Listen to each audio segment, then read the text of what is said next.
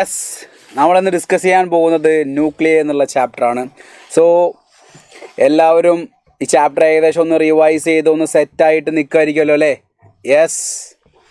So hi all, hi, good evening all, good evening, good evening. Yes, കേൾക്കുന്നുണ്ടോ, കാണുന്നുണ്ടോ? Yes, hi hi, hi all, hi. Yes, yes, yes. Hi, hi, hi, hi. Yes, good evening all, good evening. So, നമ്മുടെ yes അടിപൊളിയായിരുന്നു. Yes yes yes. Hi hi hi hi hi hi. Hello everyone, hope you guys are doing good. എല്ലാവരും അടിപൊളിയായിട്ട് പഠിച്ചുകൊണ്ടിരിക്കുകയെന്ന് അറിയാം. So നമ്മുടെ GIB അടുക്കുന്നുണ്ട്. GIBയുടെ കൂടെ തന്നെ നിങ്ങളുടെ ക്രിസ്മസും തൊട്ടടുത്താണ് അല്ലേ?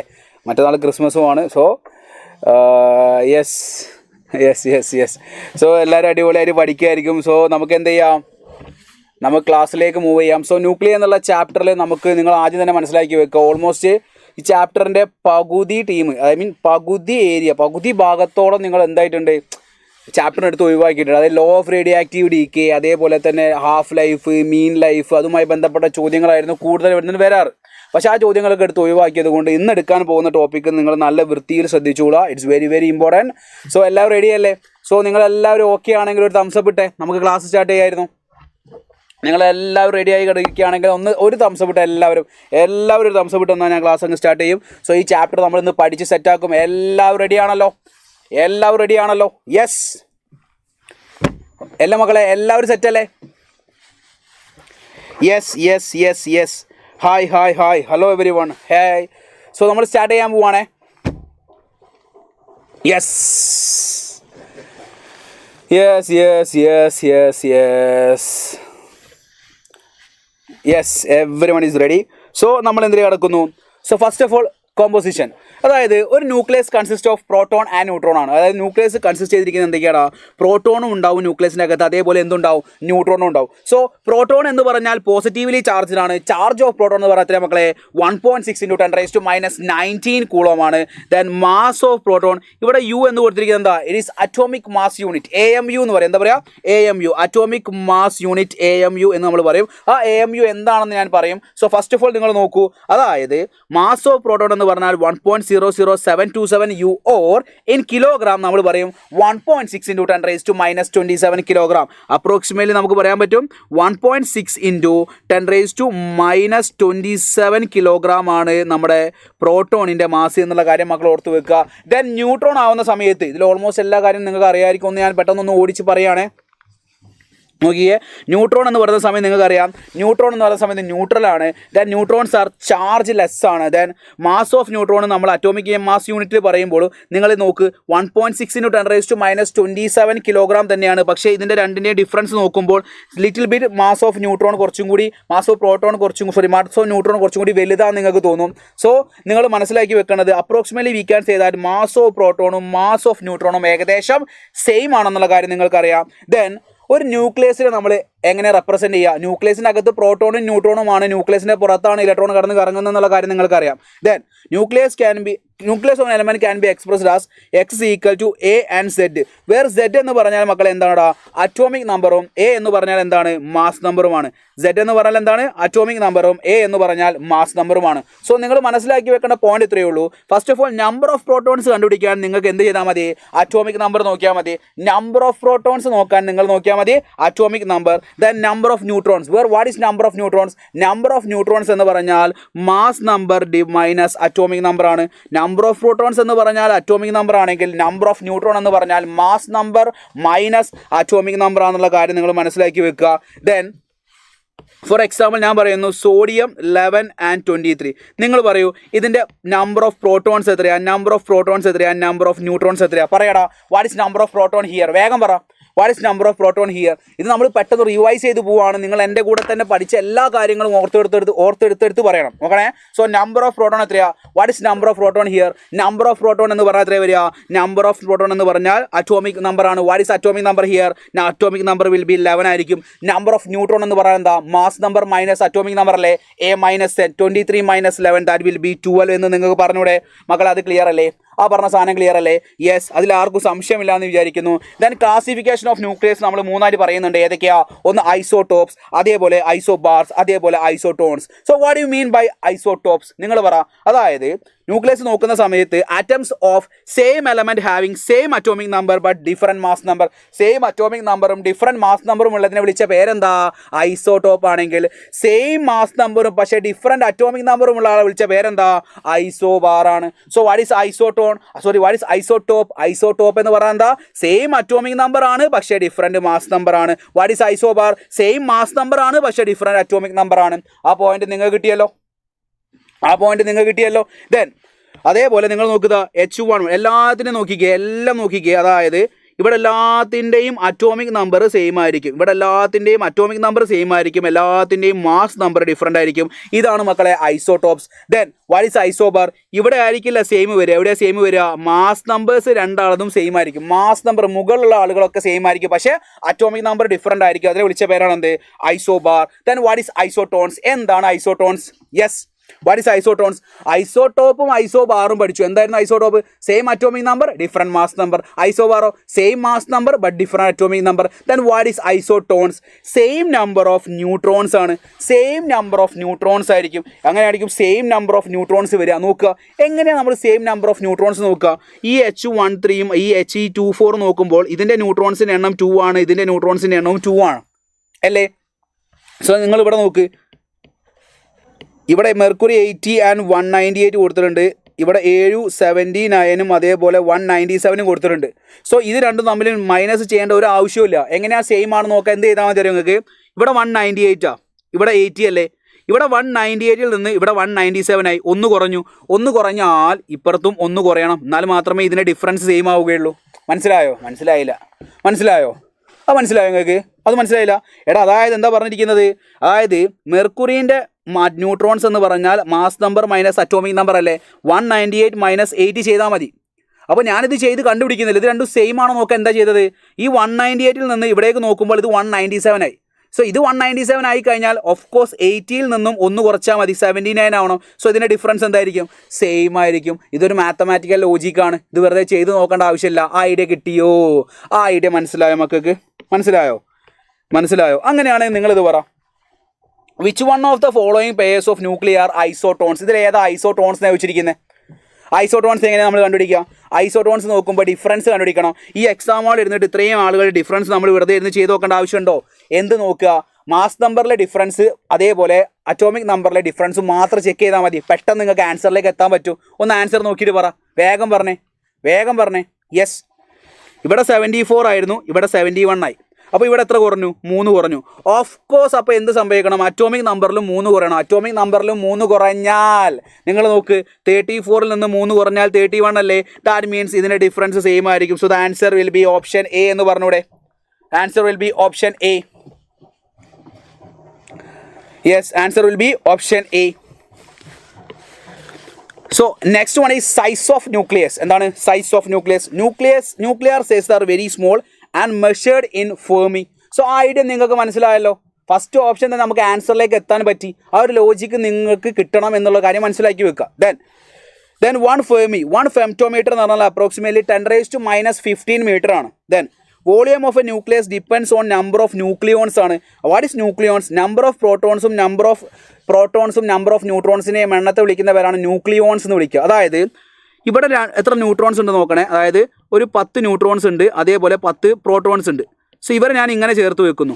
ദെൻ അതിനുശേഷം 20 ന്യൂട്രോൺസ്, അതായത് 20 ന്യൂട്രോൺസ് ഉണ്ട്, അതേപോലെ തന്നെ 20 പ്രോട്ടോൺസും ഉണ്ടെങ്കിൽ എന്ത് സംഭവിക്കുന്നുണ്ട് മക്കളെ? നിങ്ങൾ പറ. ആദ്യം ഇതിൻ്റെ വോളിയം ഇതായിരിക്കും, ഇതിൻ്റെ വോളിയം ഇതല്ലേ? സോ എന്ത് സംഭവിക്കുന്നു?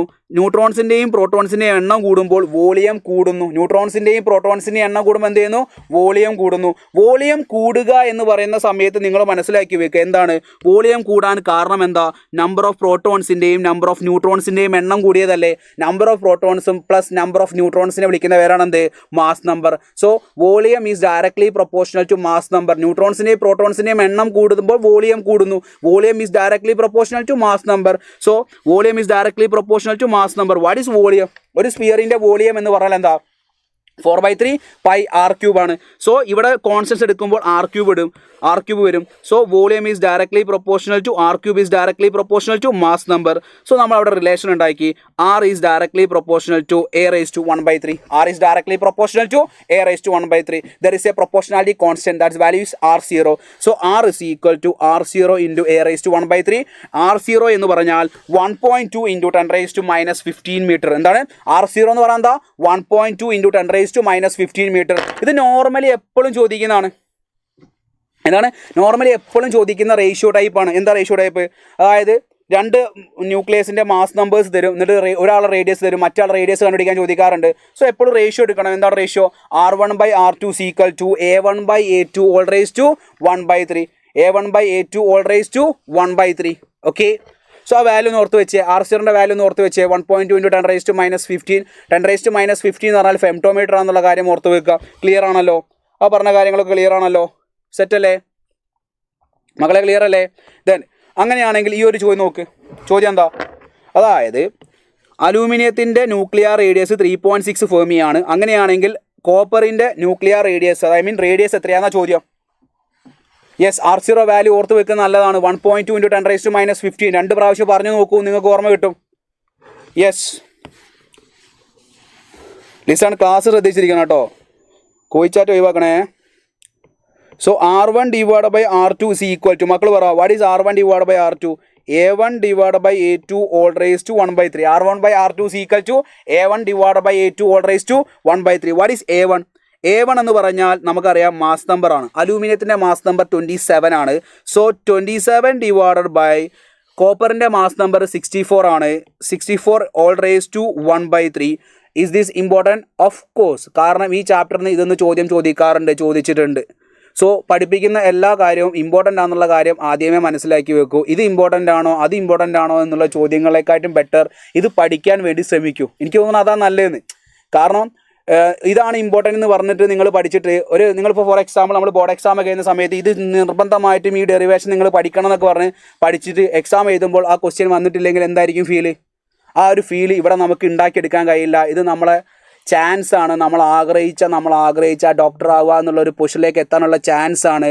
അതുകൊണ്ട് തന്നെ അതിനുവേണ്ടി ഹാർഡ് വർക്ക് ചെയ്യൂ, നന്നായിട്ട് വർക്ക് ചെയ്യൂ. സോ നിങ്ങൾ ഇങ്ങനത്തെ ചോദ്യങ്ങൾ ചോദിക്കുന്ന മക്കളല്ല എന്ന് എനിക്ക് നന്നായിട്ട് അറിയാം. So what is R1? R1 is 3.6 divided by R2. 27ൻ്റെ ക്യൂബ് റൂട്ട് 3 ആണ്. 64 4 ആണ്. So 3.6 divide by R2.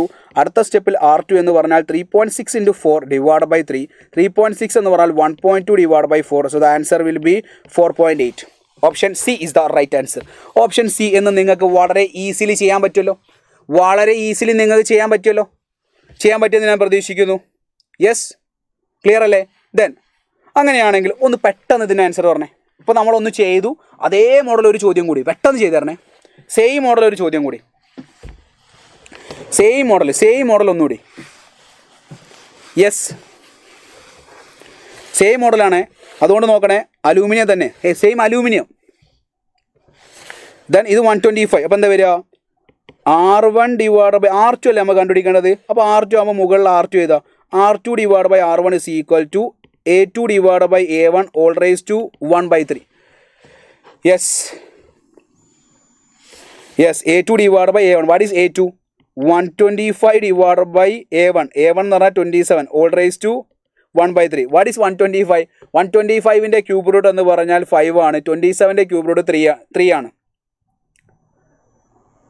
Yes, so R2 divide by R1 into R1. What is R1? R1ൻ്റെ വാല്യൂ എത്രയാണ്? 3.6 ആണ്.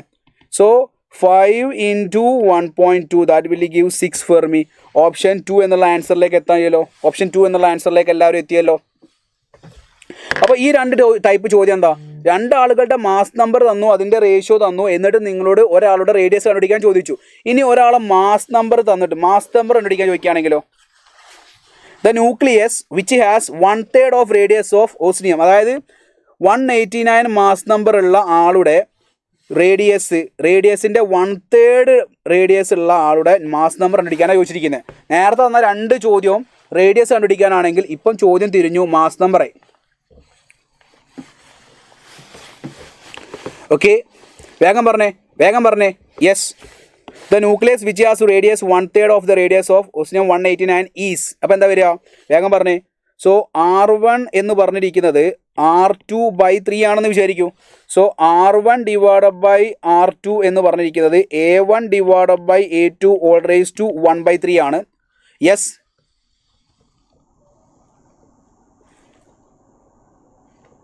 ഓക്കെ.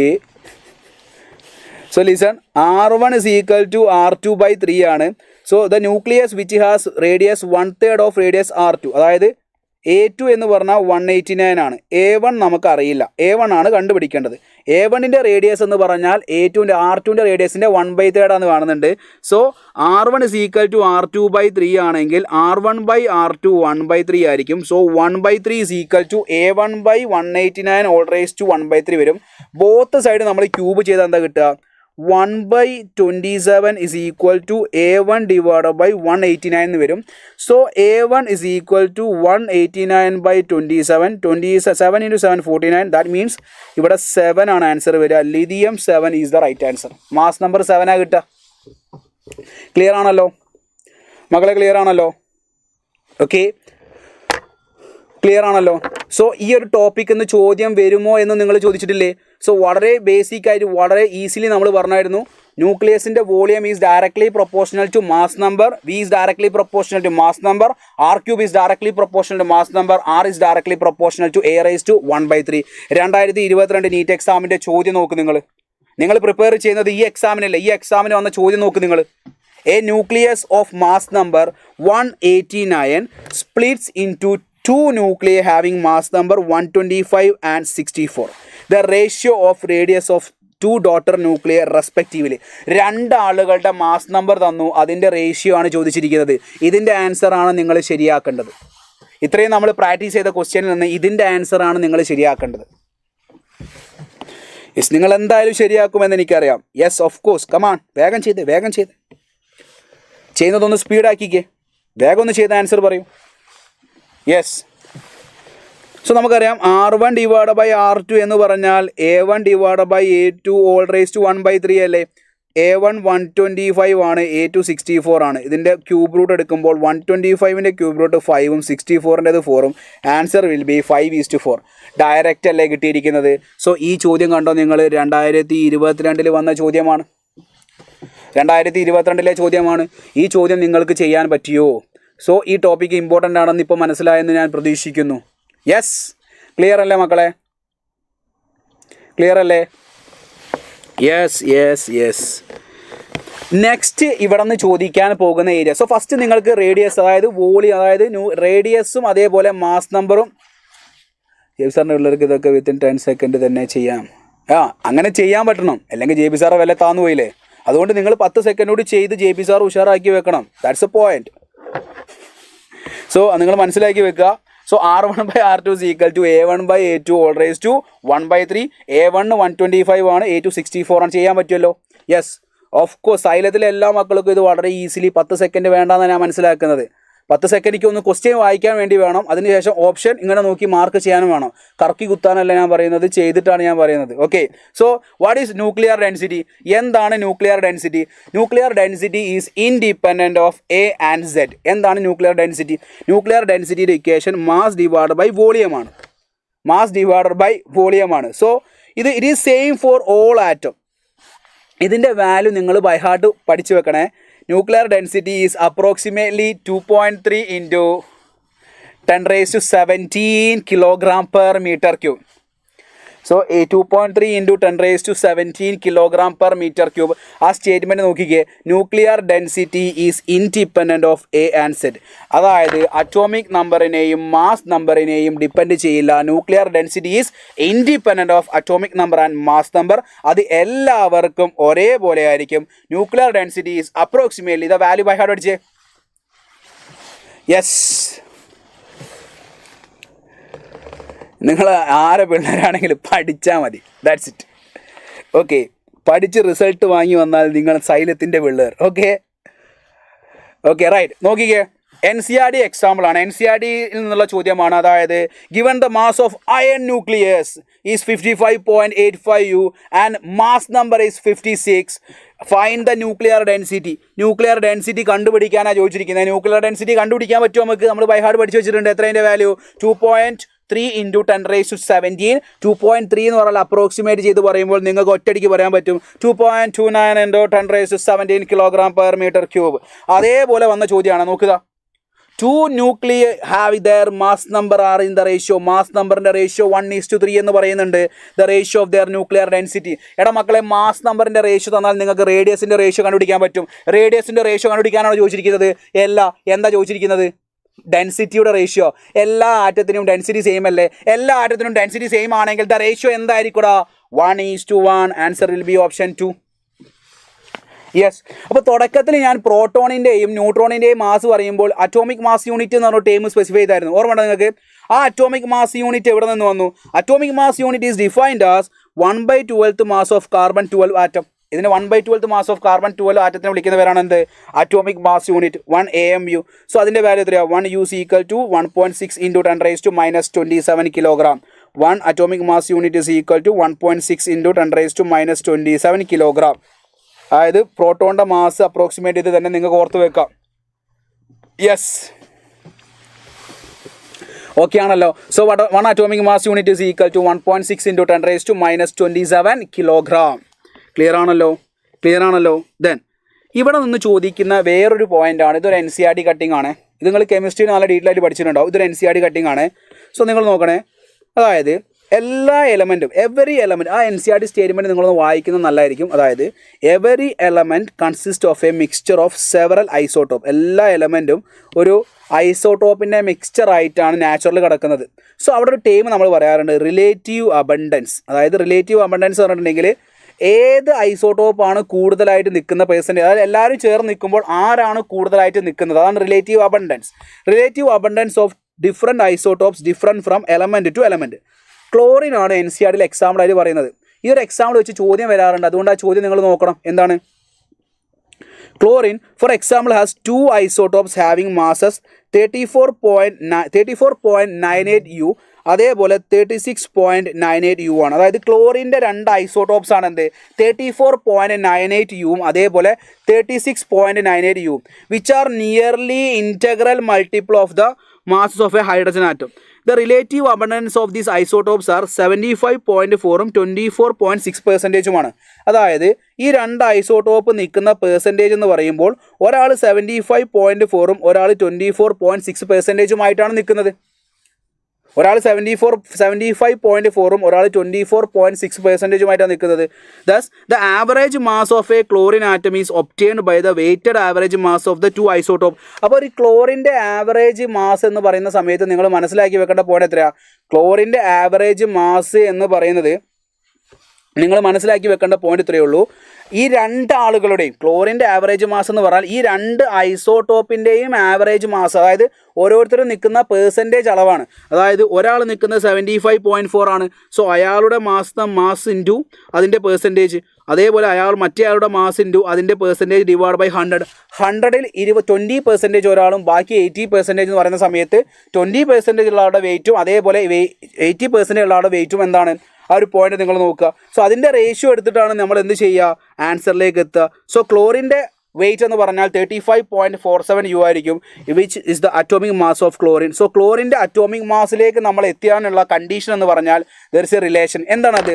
നാച്ചുറൽ എല്ലാ ഐസോട്ടോപ്സും ഡിഫറൻ്റ് ആയിട്ടാണ് നിൽക്കുന്നത്. സോ ക്ലോറിൻ എടുക്കുന്ന സമയത്ത് ക്ലോറിൻ്റെ ഒരു ഐസോട്ടോപ്പ് 75% എടുത്തിട്ടുണ്ട്, ഒരു ഐസോട്ടോപ്പ് 25% എടുത്തിട്ടുണ്ട്. സോ രണ്ടിനെയും കൂടി ചേർത്തിട്ടാണ് നമ്മൾ ക്ലോറിൻ്റെ അറ്റോമിക് വെയിറ്റ് കണ്ടുപിടിച്ചത്. സോ ഇതേപോലെ ചോദ്യങ്ങൾ നമുക്ക് വരാൻ ചാൻസ് ഉള്ളതുകൊണ്ട് ഞാൻ നിങ്ങൾക്ക് ഒരു ഇക്വേഷൻ പഠിപ്പിച്ചു തരാം. ആ ഇക്വേഷൻ നിങ്ങൾ നന്നായിട്ട് പഠിച്ചാൽ മതി. എന്താണ് ഇക്വേഷൻ?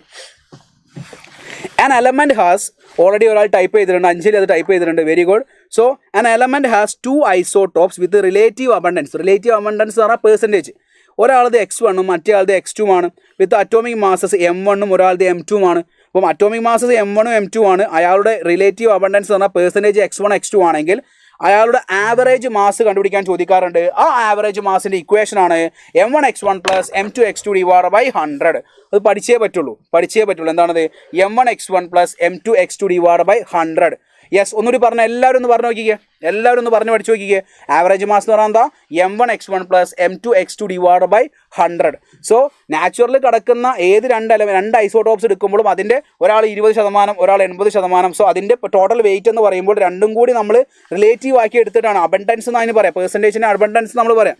സോ ആ ടോട്ടൽ വെയിറ്റ് എന്ന് പറഞ്ഞാൽ m1x1 + m2x2 / 100 ആയിരിക്കും. ഇതിൻ്റെ ഒരു ചോദ്യം കൂടി ഞാൻ നിങ്ങളെ കാണിക്കാം. ഇതാണ് ചോദ്യം. നോക്ക്, ബോറോണിൻ്റെ atomic weight 10.81 atomic mass unit ആണെന്ന് പറയുന്നുണ്ട്. Then has 2 isotopes. ഒരു ഐസോട്ടോപ്പ് 10 ആണ്, ഒരു ഐസോട്ടോപ്പ് 11 ആണ്. Then the ratio of isotopes in the nature would be എന്നാണ് ചോദിച്ചിരിക്കുന്നത്. അതായത് ഇത് എത്ര പെർസെൻറ്റേജിലാണ് നിൽക്കുന്നതെന്നാണ് ചോദിച്ചിരിക്കുന്നത്. സോ നമ്മൾ പഠിച്ച ഇക്വേഷൻ എന്താ? അറ്റോമിക് വെയിറ്റ് എന്ന് പറഞ്ഞാൽ m1x1 + m2x2 / 100 അല്ലേ? ഞാൻ പറയുകയാണേ അതായത് x1 എന്ന് പറഞ്ഞാൽ x ആണ്, നമുക്കറിയില്ല അതിൻ്റെ പെർസെൻറ്റേജ്. അതിൻ്റെ പെർസെൻറ്റേജ് നമ്മൾ ചോദിച്ചിരിക്കുന്നത്. ചിലപ്പോൾ ഇതിൻ്റെ റിസൾട്ട് നിങ്ങൾ ബൈ ഹാർട്ട് പഠിച്ചിട്ടുണ്ടാവും, ചിലപ്പോൾ ചെയ്ത ക്വസ്റ്റ്യൻ ആയിരിക്കും. പക്ഷേ എന്നാൽ കൂടി നിങ്ങൾ പേപ്പർ എടുത്ത് ഒരു പ്രാവശ്യം കൂടി ചെയ്ത് നോക്കുക. റൈറ്റ്? സോ x1 x ആണ്. അപ്പോൾ x2 എത്ര വരിക? 100ൽ 20% എന്ന് പറയുമ്പോൾ ബാക്കി 80% എന്നല്ലേ നമ്മൾ പറയാം. അപ്പോൾ x പെർസെൻറ്റേജ് ആണെങ്കിൽ ബാക്കിയുള്ള എത്ര വരിക? 100 - x ആയിരിക്കും. ഒരാൾ 20% ഉണ്ടെങ്കിൽ ബാക്കിയുള്ളത് 80%. ഒരാൾ x ആണെങ്കിൽ ബാക്കിയുള്ളത് 100 - x ആണ്. ഈ വാല്യൂടെ സബ്സ്റ്റിറ്റ്യൂട്ട് ചെയ്താൽ മതി. ഹിയർ പറയുന്നുണ്ട് 10.81 ആണ് ആവറേജ് മാസ്. m1നെ നമുക്ക് ഇവിടെ നോക്കാം. m1 എന്ന് പറഞ്ഞാൽ എത്രയാ? ഇതിൻ്റെ മാസ് നമ്പർ 10 ആണ്, ഇതിൻ്റെ മാസ് നമ്പർ 11 ആണ്. So 10x + 11 × 100 - x / 100. ഇവിടെ നിന്ന് എക്സും 100 - x കണ്ടുപിടിച്ച് അതിൻ്റെ റേഷ്യോ എടുത്താൽ മാത്രം മതി. ഒന്ന് നോക്കാം നമുക്ക്. 10.81 × 100 ചെയ്താൽ നമുക്ക് 1081 എന്ന് കിട്ടും. ഇവിടെ 10x + 1100 - 11x എന്ന് കിട്ടും. അടുത്ത സ്റ്റെപ്പിൽ 10x - 11x എന്ന് പറഞ്ഞാൽ -x ആയിരിക്കും. അത് അങ്ങോട്ട് പോയാൽ x ആയിരിക്കും. 1100ൽ നിന്ന് 1081 കുറച്ചാൽ നമുക്ക് 19 എന്ന് കിട്ടും. അതായത് ബോറോൺ 10 ഉള്ള പെർസെൻറ്റേജ് 19 ആണ് അളവെങ്കിൽ ബാക്കി ബോറോൺ ലെവലിൽ നിൽക്കുക. അതിൻ്റെ ബാക്കി എത്രയായിരിക്കും? 81 ആയിരിക്കും. 19% ബോറോൺ ആണെങ്കിൽ, ബോറോൺ 10 ആണെങ്കിൽ ബാക്കിയുള്ളത് എത്രയായിരിക്കും? 81 ആയിരിക്കും. So the answer will B 19:81 ആയിരിക്കും. എന്താ വരിക? 19:81. 19:81. ഓക്കെ, സോ ആ ഒരു ഐഡിയ പഠിച്ചു വെക്കണേ. സോ ഒരാളുടെ മാസ് നമ്പർ മറ്റേ മാസ് നമ്പർ തരുന്നു. എന്നിട്ട് ഇവരെ രണ്ടാളുടെയും പെർസെൻറ്റേജ് റിലേറ്റീവ് അബണ്ടൻസ് ആണ് ചോദിക്കുന്നതെങ്കിൽ നിങ്ങൾ എന്ത് ചെയ്യുക? ഒരാൾക്ക് x കൊടുക്കുക, മറ്റേ ആൾക്ക് എന്ത് കൊടുക്കുക? 100 - x കൊടുക്കുക. അത് മാസ് നമ്പർ മോർ റേഷ്യോ ഉള്ളതിന് ആൻസർ വരിക. യെസ്, മോർ റേഷ്യോ ഉള്ളതിലേക്കാണ് വരിക.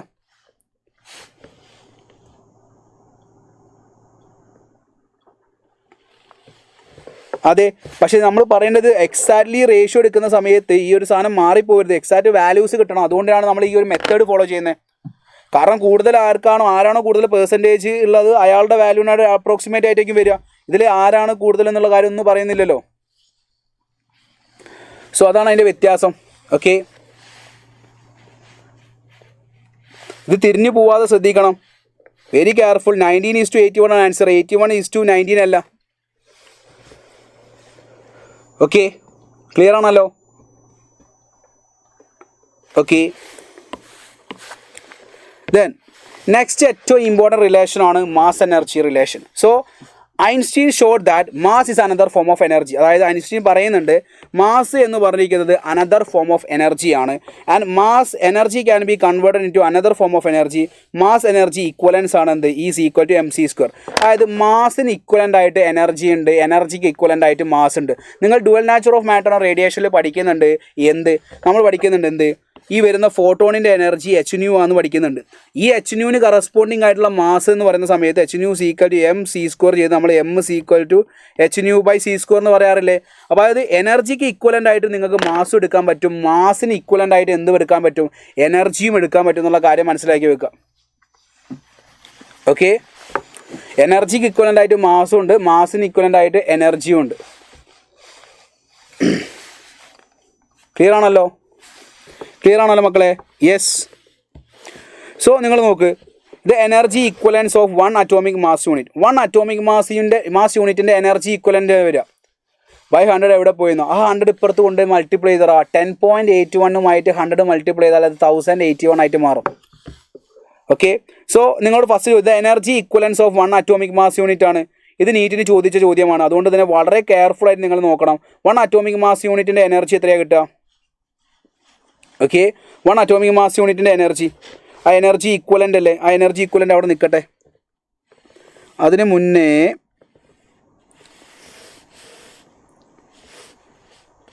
യെസ് അതിന് മുന്നേ ഞാൻ എന്ത് ചെയ്യുകയാണ് അറിയോ? ആ റിസൾട്ട് ബൈ ഹാർട്ട് പഠിക്കണം. സോ വളരെ ബേസിക് ആയിട്ടുള്ള ഒരു ചോദ്യം കാണിച്ചു തരാം. Calculate the energy equivalent of 1 gram of substance. 1 gram സബ്സ്റ്റൻസിൻ്റെ എനർജി എത്രയാണെന്ന് ചോദിക്കാറുണ്ട്.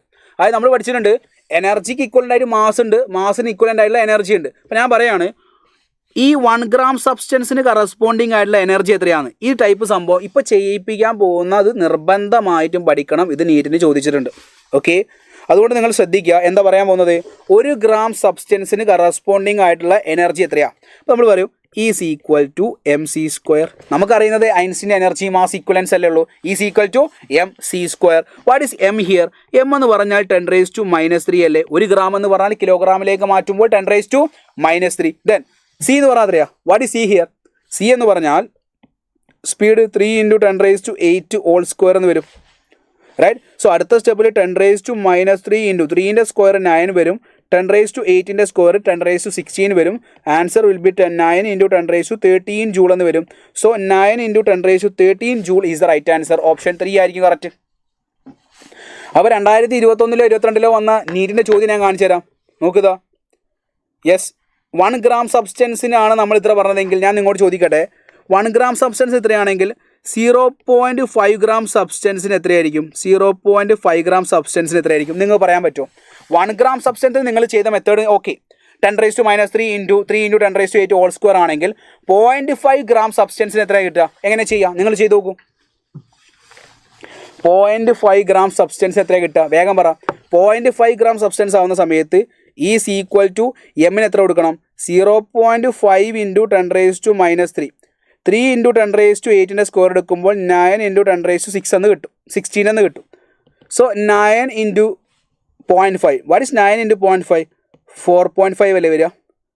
4.5 × 10⁻13 എന്ന് കിട്ടും. 4.5 × 10⁻13 ജൂൾ. ഇതായിരുന്നു നീറ്റിന് ചോദിച്ച ചോദ്യം. Yes.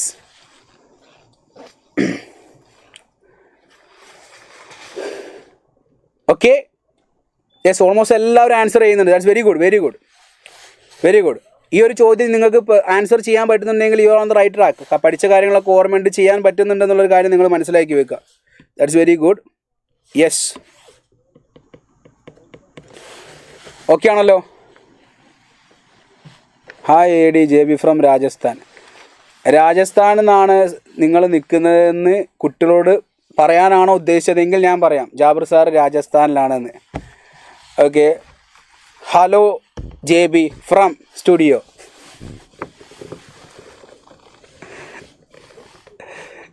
Yes, JB sir Rajasthan പോയത് ആരും അറിഞ്ഞിട്ടില്ലായിരുന്നു. അപ്പോൾ JB സാർ രാജസ്ഥാൻ പോയത് അറിയായിട്ട് JB സാർ ആകെ ഒരു ഇടങ്ങേറായിട്ട് നിൽക്കുക. അപ്പോൾ മൂപ്പരാൾ ഇൻസ്റ്റാഗ്രാമിൽ സ്റ്റാറ്റസ് ഇടുന്നുണ്ട്, വാട്സപ്പിൽ എല്ലായിടത്തും സ്റ്റാറ്റസ് ഇടുന്നുണ്ട്. എനിക്ക് തോന്നുന്നു ലൈവിൽ മൂപ്പരാൾ അത് നിങ്ങളോടും കൂടി അത് ഷെയർ ചെയ്യാൻ വേണ്ടിയിട്ട് എന്ത് ചെയ്യാണ്, വന്ന് പറയാണ്. ഓക്കെ, ജാബിർ സാർ ഞാൻ പറഞ്ഞിട്ടുണ്ട്, സാർ രാജസ്ഥാനുള്ള കാര്യം ഞാൻ കുട്ടികളെ എല്ലാവരും അറിയിച്ചിട്ടുണ്ട്. ഓക്കെ, വേണേൽ എടാ ജാബർ സാർ രാജസ്ഥാനാണ്, പുറത്തുള്ള സ്റ്റുഡിയോ ബോയ്സിനോട് എല്ലാവരോടും പറയുന്നുണ്ട്. Okay,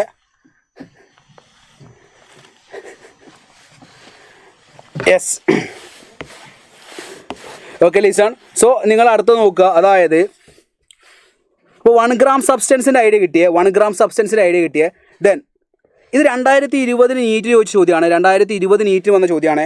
the energy required to break 1 bond in a DNA is 10⁻⁻20 joule. അതായത് ഇതൊരു ഡയറക്റ്റ് ചോദ്യമായിരുന്നു. 10⁻⁻20 ജൂൾ. അതായത് ഒരു DNA ബ്രേക്ക് ചെയ്യാൻ വേണ്ട എനർജി 10⁻⁻20 ജൂളാന്ന് പറയുന്നുണ്ട്. This value in electron volt ആണ്. This value in electron volt എന്ന് പറയുന്ന സമയത്ത് നിങ്ങൾ നോക്കുക, we know that there is a relation between electron volt and joule. എന്താണ് റിലേഷൻ? 1 ഇലക്ട്രോൺ വോൾട്ട് എന്ന് പറഞ്ഞാൽ 1.6 × 10⁻⁻19 ജൂൾ അല്ലേ? 1 ഇലക്ട്രോൺ വോൾട്ട് എന്ന് പറഞ്ഞാൽ 1.6 × 10⁻⁻19 ജൂൾ അല്ലേ? സോ നിങ്ങൾ മനസ്സിലാക്കി വെക്കൂ, 10⁻⁻20 ജൂളാണ്. ഇതിനെ ഇലക്ട്രോൺ വോൾട്ടിലേക്ക് മാറ്റണമെങ്കിൽ എന്താ ചെയ്യുക? നിങ്ങൾ പഠിക്കേണ്ട ഏറ്റവും ഇമ്പോർട്ടൻറ്റ് പോയിൻ്റ് ആണ്. 2 ഇലക്ട്രോൺ വോൾട്ടിനെ നിങ്ങൾ ജൂളിലേക്ക് മാറ്റണമെങ്കിൽ 2 × 1.6 × 10⁻⁻19 ചെയ്യണം.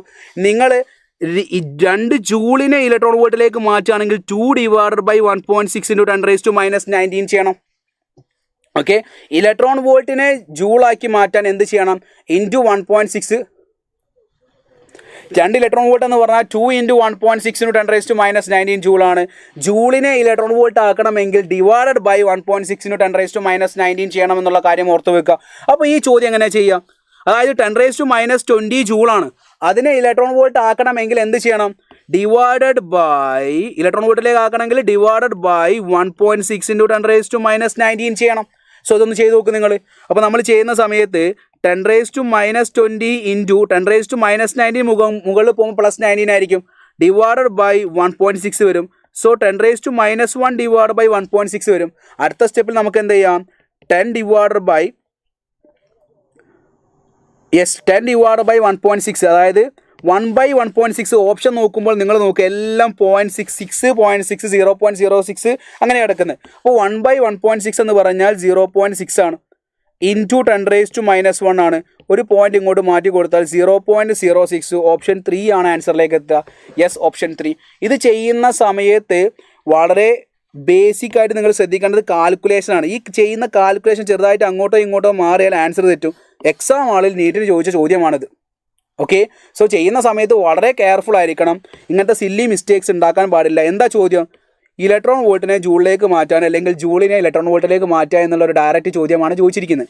സോ ഈ കൈൻഡ് ഓഫ് ചോദ്യങ്ങൾ ചോദിക്കുമ്പോൾ വളരെ ശ്രദ്ധിച്ചു വേണം നിങ്ങൾ ചെയ്യാൻ. യെസ്, ഞാൻ നേരത്തെ ചോദിച്ചില്ലേ 0.5 gram സബ്സ്റ്റൻസിൻ്റെ കറസ്പോണ്ടിങ് ആയുള്ള എനർജി. ആ എനർജി എത്രയാണ് വരിക? ഏതാ ഈ മിൽക്ക് കോഫിയോ അബിയൊക്കെ? മക്കളെ, നിങ്ങൾ ചാറ്റ് ചെയ്യാനാണോ വന്നിരിക്കുന്നത്?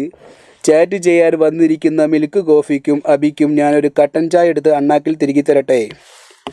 സോ ലിസൺ, ശ്രദ്ധിക്കുക മക്കളെ. ചാറ്റ് ബോക്സിൽ മക്കളെല്ലാവരും ശ്രദ്ധിക്കുക. ചാറ്റ് ബോക്സുകളിൽ നല്ല കോഴി ചാറ്റുകൾ നടക്കുന്നുണ്ട്. ഈ കോഴികളെല്ലാം ഇവിടെ കിടന്ന് കൂവുന്നത് കൊണ്ട് ബാക്കിയുള്ള മക്കളെല്ലാവരും ശ്രദ്ധിക്കുക, ക്ലാസ് ശ്രദ്ധിക്കുക കേട്ടോ. So the energy equivalent of 0.5 gram of A substance എന്ന് പറയുമ്പോൾ നമ്മൾ ഓൾറെഡി ഇതിൻ്റെ ആൻസർ പറഞ്ഞത് എന്താണ്? 0.5 gram ഓഫ് സബ്സ്റ്റൻസിൻ്റെ ആൻസർ ഞാൻ നിങ്ങൾക്ക് ഓൾറെഡി പഠിപ്പിച്ചു തന്നു. എന്താണ് ആൻസർ വരിക? 4.5 × 10⁻13 ജൂൾ. ഇത് 2020 നീറ്റ് വന്ന ചോദ്യമാണ്.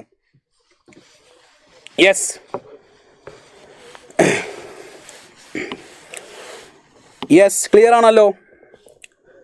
അതേപോലെ ലാസ്റ്റ് ആൻഡ് ഫൈനലി നിങ്ങൾ ബൈ ഹാർട്ട് പഠിക്കേണ്ട സാധനമാണെന്ത്? The energy equivalent of 1 atomic mass unit. 1 AMUന് കറസ്പോണ്ടിങ് ഏജ് ഓഫ് റോക്ക് സിലബസിലുണ്ടോ? ഏജ് ഓഫ് റോക്ക് ഒന്നും നിങ്ങളിപ്പോൾ പഠിക്കേണ്ട ആവശ്യമില്ല. Yes, okay. So the energy equivalent of 1 atomic mass unit. അല്ല, നിങ്ങൾ ബോധേഡ് ആവേണ്ട ആവശ്യമില്ല. നിങ്ങൾ ബാക്കിയുള്ളവരെ പറ്റി ബോധേഡ് ആവേണ്ട ആവശ്യമില്ല. ബാക്കിയുള്ളവർ അങ്ങനെ ചെയ്തുകൊണ്ടേയിരിക്കും. അങ്ങനത്തെ ആളുകളെ നിങ്ങൾ മൈൻഡ് ചെയ്യേണ്ട ആവശ്യമുണ്ടോ മക്കളെ? പഠിക്കേണ്ടവരിവിടെ പഠിക്കുക. അങ്ങനെ ചാറ്റ് ചെയ്യുന്നവരവിടെ ചാറ്റ് ചെയ്യട്ടെ, ലീവ് ഇറ്റ്. അങ്ങനെയുള്ളവർ നമ്മൾ വെറുതെ എന്തിനാണ് മൈൻഡ് ചെയ്യേണ്ടത്? ഞാനൊരു കാര്യം പറഞ്ഞിട്ടുണ്ട് അവരോട്, അവരത് മനസ്സിലാക്കി ഇരിക്കും. Okay, so the energy equivalent of 1 atomic 1 AMUന് കറസ്പോണ്ടിങ് ആയിട്ടുള്ള എനർജി എന്ന് പറഞ്ഞാൽ നിങ്ങൾ ബൈ ഹാർട്ട് പഠിക്കണം. നിങ്ങൾക്കറിയാം എന്ത്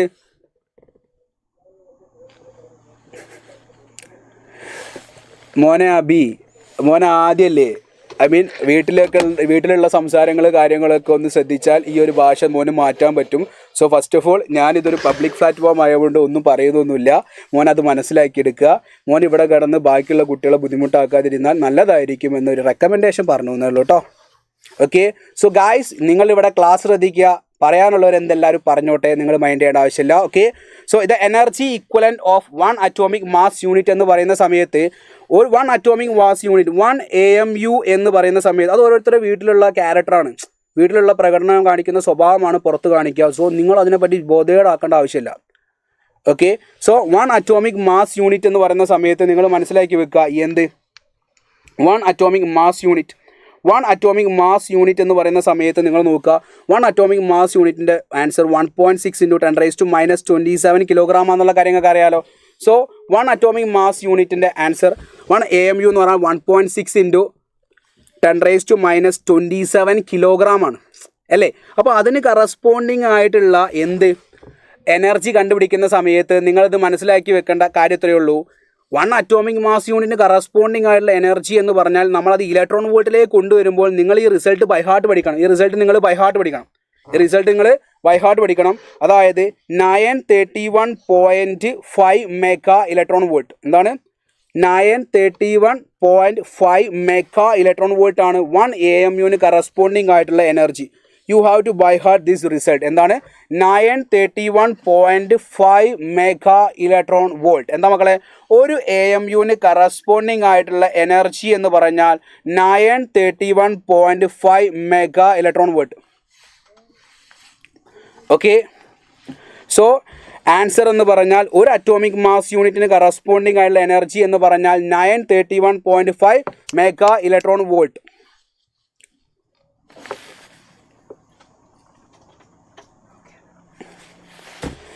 So 1 atomic mass unit is equal to 1.6 into 10 raised to not 1 മുകളിലുള്ള താഴത്തു this that one. Yes, so നിങ്ങൾ നോക്കണേ. ഇനി നെക്സ്റ്റ് പഠിക്കാൻ പോകുന്ന ഏറ്റവും ഇമ്പോർട്ടൻ്റ് കാര്യമാണ്. അതായത് വളരെ കെയർഫുള്ളായിട്ട് ശ്രദ്ധിക്കുക. അതായത് ശ്രദ്ധിച്ച് കേട്ടോളൂ. ഏജ് ഓഫ് റോക്ക് സിലബസിലുണ്ടോന്ന്. ഏജ് ഓഫ് റോക്ക് നിങ്ങളപ്പോൾ അത്ര ഇമ്പോർട്ടൻസ് ആയി പഠിക്കേണ്ട ആവശ്യമില്ല. കാരണം ചോദിക്കാനുള്ള ചാൻസ് കുറവാണ്. കാരണം റേഡിയോ ആക്റ്റീവ് DK തന്നെ കംപ്ലീറ്റ്ലി എടുത്ത് ഒഴിവാക്കിയിട്ടുണ്ട്. ഓക്കെ, സോ നിങ്ങൾ മനസ്സിലാക്കി വെക്കേണ്ട പോയിന്റ് ഇത്രയേ ഉള്ളൂ. ഞാൻ ചെയ്യാൻ പോകുന്നത് നിങ്ങൾക്ക് മാസ് ഡിഫക്റ്റ് അതേപോലെ തന്നെ ബൈൻഡിങ് എനർജിയെ പറ്റി പഠിപ്പിക്കാൻ പോവുകയാണ്. വളരെ കെയർഫുള്ളായിട്ട് നിങ്ങൾ ശ്രദ്ധിച്ച് കേൾക്കണേ. 2 പ്രോട്ടോൺ എന്താണ് 2 പ്രോട്ടോൺ അതേപോലെ തന്നെ 2 ന്യൂട്രോൺ. 2 പ്രോട്ടോണും അതേപോലെ തന്നെ 2 ന്യൂട്രോണും. അത് ഞാൻ പറയാണ്, ഈ 2 പ്രോട്ടോൺ ഒരു പ്രോട്ടോണിൻ്റെ മാസ് ഞാൻ പറയാണ്. അതായത് ഹീലിയം ന്യൂക്ലിയസ് ഉണ്ടാക്കാൻ പോവാം. 2 പ്രോട്ടോണും 2 ന്യൂട്രോണും വെച്ച് ഞാനൊരു ഹീലിയം ന്യൂക്ലിയസ് ഉണ്ടാക്കാൻ പോവാണ്. സോ നിങ്ങൾ ശ്രദ്ധിച്ച് കേൾക്കുക. അതായത് അപ്പോൾ നിങ്ങൾ നോക്കണ എത്രയേ ഉള്ളൂ 2 പ്രോട്ടോണും 2 ന്യൂട്രോണും. സോ നിങ്ങൾ നോക്കേണ്ട പോയിന്റ് എന്താ 2 പ്രോട്ടോൺ ആൻഡ് 2 ന്യൂട്രോൺ രണ്ടും കൂടി ചേർന്നിട്ട് എന്താക്കുകയാണ് നമ്മൾ ഹീലിയം ന്യൂക്ലിയസ് ഉണ്ടാക്കാൻ പോവുകയാണ്. സോ ഈ ഒരു പ്രോട്ടോണിൻ്റെ മാസ് ഞാൻ പറയുകയാണെങ്കിൽ 1 ഗ്രാം ആണെന്ന് നിങ്ങൾ വിചാരിക്കും. എന്താണ് പ്രോട്ടോണിൻ്റെയും ന്യൂട്രോണിൻ്റെയും മാസ് ഓരോ ഗ്രാം ആണെന്ന് വിചാരിക്കും. സോ 2 പ്രോട്ടോൺ ആവുന്ന സമയത്ത് അതിൻ്റെ മാസ് 2 ഗ്രാം. ഇത് വിചാരിക്കാനാട്ടോ. 2 പ്രോട്ടോൺ ആവുന്ന സമയത്ത് അതിൻ്റെ മാസ് എത്രയാണ് 2 ഗ്രാം. അതേപോലെ 2 ന്യൂട്രോൺ ആവുന്ന സമയത്ത് അതിൻ്റെ മാസ് എത്രയാണ് 2 ഗ്രാം. സോ ഇത് രണ്ടിനെയും കൂടി ഞാൻ ചേർത്തിട്ട് എന്ത് ചെയ്യുകയാണ് 2 പ്രോട്ടോൺ ചേരുമ്പോൾ 2 ഗ്രാമാണ്, 2 ന്യൂട്രോൺ ചേരുമ്പോൾ 2 ഗ്രാമാണ്. ഇത് രണ്ടിൻ്റെ ടോട്ടൽ മാസ് എത്ര കാണിക്കുക ടോട്ടൽ എത്ര കാണിക്കുക 4 ഗ്രാം കാണിക്കുക. എത്ര കാണിക്കുക 4 ഗ്രാം. സോ 2 പ്രോട്ടോണും 2 ന്യൂട്രോണിനെയും ഞാൻ സെപ്പറേറ്റ് ഒരു വെയിറ്റ് മെഷീനിൽ എടുത്ത് നോക്കിയ സമയത്ത് എൻ്റെ കൈമിലുള്ള വെയിറ്റ് മെഷീനിൽ എടുത്ത് നോക്കിയ സമയത്ത് എനിക്ക് ടോട്ടൽ എത്ര കിട്ടി 4 ഗ്രാം കിട്ടി. എത്ര കിട്ടി 4 ഗ്രാം. അപ്പോൾ ഞാൻ അടുത്ത പറയുന്ന എത്രയേ ഉള്ളൂ. അതായത് ഈ 2 പ്രോട്ടോണും 2 ന്യൂട്രോണും എടുത്ത് ഞാൻ എന്ത് ചെയ്തു ഒരുമിച്ച് ചേർത്ത് 2 വെയിറ്റ് മെഷീനിലിട്ട് നോക്കിയപ്പോൾ 4 ഗ്രാം കാണിക്കുന്നുണ്ട്. Yes, hi Roshan sir, hi. Then ഇതിനെ രണ്ടിനെയും കൂടി ഞാൻ ചേർത്ത് വെച്ചു. ഈ 2 പ്രോട്ടോണിനെയും 2 ന്യൂട്രോണിനെയും ഞാൻ ഒരുമിച്ച് ചേർത്ത് ഇങ്ങനെ വെച്ചേ. രണ്ടിനെയും ഒരുമിച്ച് വെച്ച് ചേർത്തപ്പോൾ രണ്ടിനെയും ഒരുമിച്ച് ചേർക്കുന്ന സമയത്ത് എന്തോ സാധനങ്ങൾ പുറത്ത് പോകുന്ന പോലെ കണ്ട്. എന്താണ്, രണ്ടാളുകളെ രണ്ട് പ്രോട്ടോണെയും 2 ന്യൂട്രോണെയും എടുത്ത് ചേർക്കുന്ന സമയത്ത് എന്തോ ഒരു സാധനം പുറത്ത് പോയേ കണ്ടു. എന്താണെന്ന് എനിക്ക് മനസ്സിലായില്ല. 2 പ്രോട്ടോൺ 2 ന്യൂട്രോണെ ചേർത്ത് വെക്കുമ്പോൾ എന്തോ ഒരു സാധനം പുറത്ത് പോയി.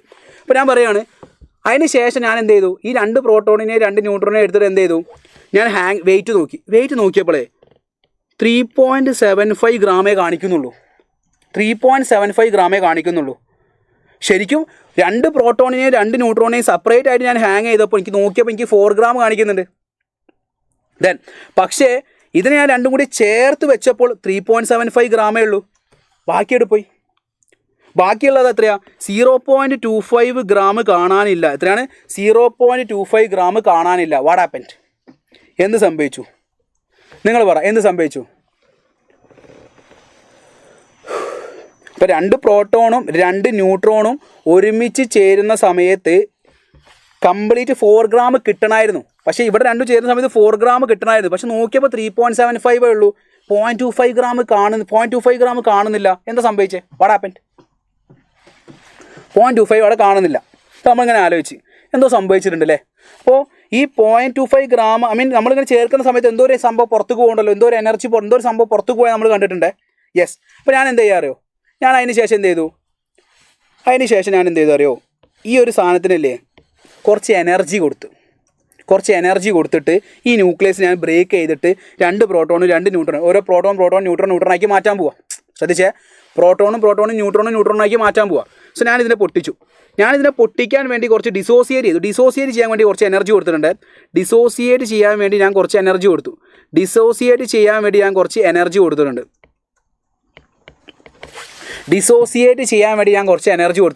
അപ്പോൾ ഞാൻ കുറച്ച് കഷ്ടപ്പെട്ടിട്ടാണ് എന്ത് ചെയ്യുന്നത്, ഈ ന്യൂക്ലിയസിനെ ഞാൻ എന്ത് ചെയ്യുന്നത്, പൊട്ടിക്കുന്നത്. ഈ ന്യൂക്ലിയസിനെ ഞാൻ എന്ത് ചെയ്യുന്നത്, ബ്രേക്ക് ആക്കുന്നത്. ന്യൂക്ലിയസിനെ ഞാൻ ബ്രേക്ക് ആക്കിയിട്ട് ഞാൻ എന്ത് ചെയ്തു, സെപ്പറേറ്റ് ഹാങ് ചെയ്തപ്പോൾ 2 പ്രോട്ടോണിൻ്റെ വെയിറ്റ് 2 ഗ്രാം തന്നെ കാണിക്കുന്നു, 2 ന്യൂട്രോണിൻ്റെ വെയിറ്റ് 2 ഗ്രാം തന്നെ കാണിക്കുന്നു, രണ്ടും കൂടി ചേർത്ത് വെച്ച് നോക്കിയപ്പോൾ 4 ഗ്രാം തന്നെ കാണിക്കുന്നു. എന്താ സംഭവിച്ചേ? What happened? അതായത് നമ്മൾ 2 പ്രോട്ടോണെയും 2 ന്യൂട്രോണെയും സെപ്പറേറ്റ് ഹാങ് ചെയ്തപ്പോൾ 4 ഗ്രാമാണ്. പക്ഷേ ഇവർ രണ്ടാളും കൂടി ഞാനൊരു ന്യൂക്ലിയസ് ആക്കി മാറ്റിയപ്പോൾ എനിക്ക് 4 ഗ്രാം കിട്ടുന്നില്ല, 3.75 ഉള്ളൂ. കുറച്ച് 0.25 കാണാനില്ല. പകരം ഈ 2 പ്രോട്ടോൺ 2 ന്യൂട്രോൺ ന്യൂക്ലിയസ് ഞാൻ പിന്നെയും ബ്രേക്ക് ചെയ്തു. പോയില്ലേ? ഓക്കെ, രണ്ടും ബ്രേക്ക് ചെയ്തു. ഇത് ബ്രേക്ക് ചെയ്തതിന് ശേഷം ഞാൻ ബ്രേക്ക് ചെയ്യാൻ വേണ്ടി ഞാൻ കുറച്ച് എന്ത് ചെയ്തിട്ടുണ്ട്, എനർജി കൊടുത്തിട്ടുണ്ട്. അതാണ് ഇവിടെ വന്നിരിക്കുന്നത്. ആ എനർജി കൊടുത്തതിന് ശേഷം ഈ 2 പ്രോട്ടോണും 2 ന്യൂട്രോണും നോക്കിയപ്പോൾ അത് 4 ഗ്രാം എന്നെ കാണിക്കുന്നുണ്ട്. സോ ഇവിടെ എന്തോ ഒരു കാര്യം നമുക്ക് പറയാനുണ്ട് അല്ലേ? എന്താണ് പറയാനുള്ള കാര്യം? എന്താണത്? യെസ്, പറയൂ. എന്താണ് കാര്യം? അതായത് ഈ 2 പ്രോട്ടോണും 2 ന്യൂട്രോണും ചേരുന്ന സമയത്ത് കുറച്ച് മാസ് കുറയുന്നില്ലേ? ഈ കുറയുന്ന മാസ് എന്ത് ഫോമിലേക്ക് മാറും? എനർജിയുടെ ഫോമിലേക്ക് എന്ത് ചെയ്യും? എനർജീൻ്റെ ഫോമിലേക്ക് മാറിയിട്ട് എന്ത് സംഭവിക്കൂടാ? എനർജി റിലീസ് ചെയ്യും. എനർജിയുടെ ഫോമിലേക്ക് മാറിയിട്ട് എനർജി എന്ത് ചെയ്യും? റിലീസ് ചെയ്യും. എന്താ പറഞ്ഞേ? അതായത് 2 പ്രോട്ടോണുണ്ട് 2 ന്യൂട്രോണുണ്ട്. ഇവർ തമ്മിൽ നമ്മൾ ന്യൂക്ലിയസ് ആക്കി മാറ്റുന്ന സമയത്ത് കുറച്ച് എനർജി എന്ത് ചെയ്യും? കുറയും. കുറച്ച് എനർജി കുറച്ച് മാസ് കാണുന്നില്ല, കുറച്ച് മാസ് ഉണ്ട്. കുറച്ച് മാസ് കുറഞ്ഞു. ആ കുറഞ്ഞ മാസ് എനർജിൻ്റെ ഫോമിലേക്ക് പുറത്ത്. V know that energy equivalence of mass. അതായത് ആ കുറഞ്ഞ മാസിന് ഈക്വലൻസ് എനർജി ഈക്വലൻസ് മാസ് ഉണ്ട്. ആ കുറഞ്ഞ മാസ് പുറത്തേക്ക് പോയി. ആ മാസിന് ഈക്വലൻ്റ് ആയാലും എനർജി പുറത്തേക്ക് പോയി. പിന്നെ എങ്ങനെ ഇതിനെ സെപ്പറേറ്റ് ചെയ്തപ്പോൾ ഇതേ 4 ഗ്രാം തന്നെ നമുക്ക് കിട്ടി. അതാണ് ഞാൻ പറഞ്ഞത്. ഞാൻ ഇതിനെ പിന്നെ ന്യൂക്ലിയസിനെ പൊട്ടിക്കാൻ ഞാൻ കുറച്ച് എനർജി കൊടുത്തില്ലേ? ആ പൊട്ടിക്കാൻ വേണ്ടി ഞാൻ കൊടുത്ത എനർജി എന്ന് പറഞ്ഞാൽ എന്തിന് ഈക്വൽ ആയിരിക്കും? ആ പുറത്തേക്ക് പോയ എനർജി എത്രയാണോ അത്രയും എനർജി ഉപയോഗിച്ചിട്ടാണ് ഞാൻ ഈ ന്യൂക്ലിയസിനെ പൊട്ടിക്കുന്നത്. അപ്പം അവിടെ ആ എനർജി എന്തായിട്ട് മാറും? മാസ്സായിട്ട് മാറും. അങ്ങനെയാണ് ഈ ഒരു ഐഡിയ. ഓക്കെ, ഒന്നുകൂടി പറയാൻ പോവാണ്, ശ്രദ്ധിച്ച് കേട്ടെ.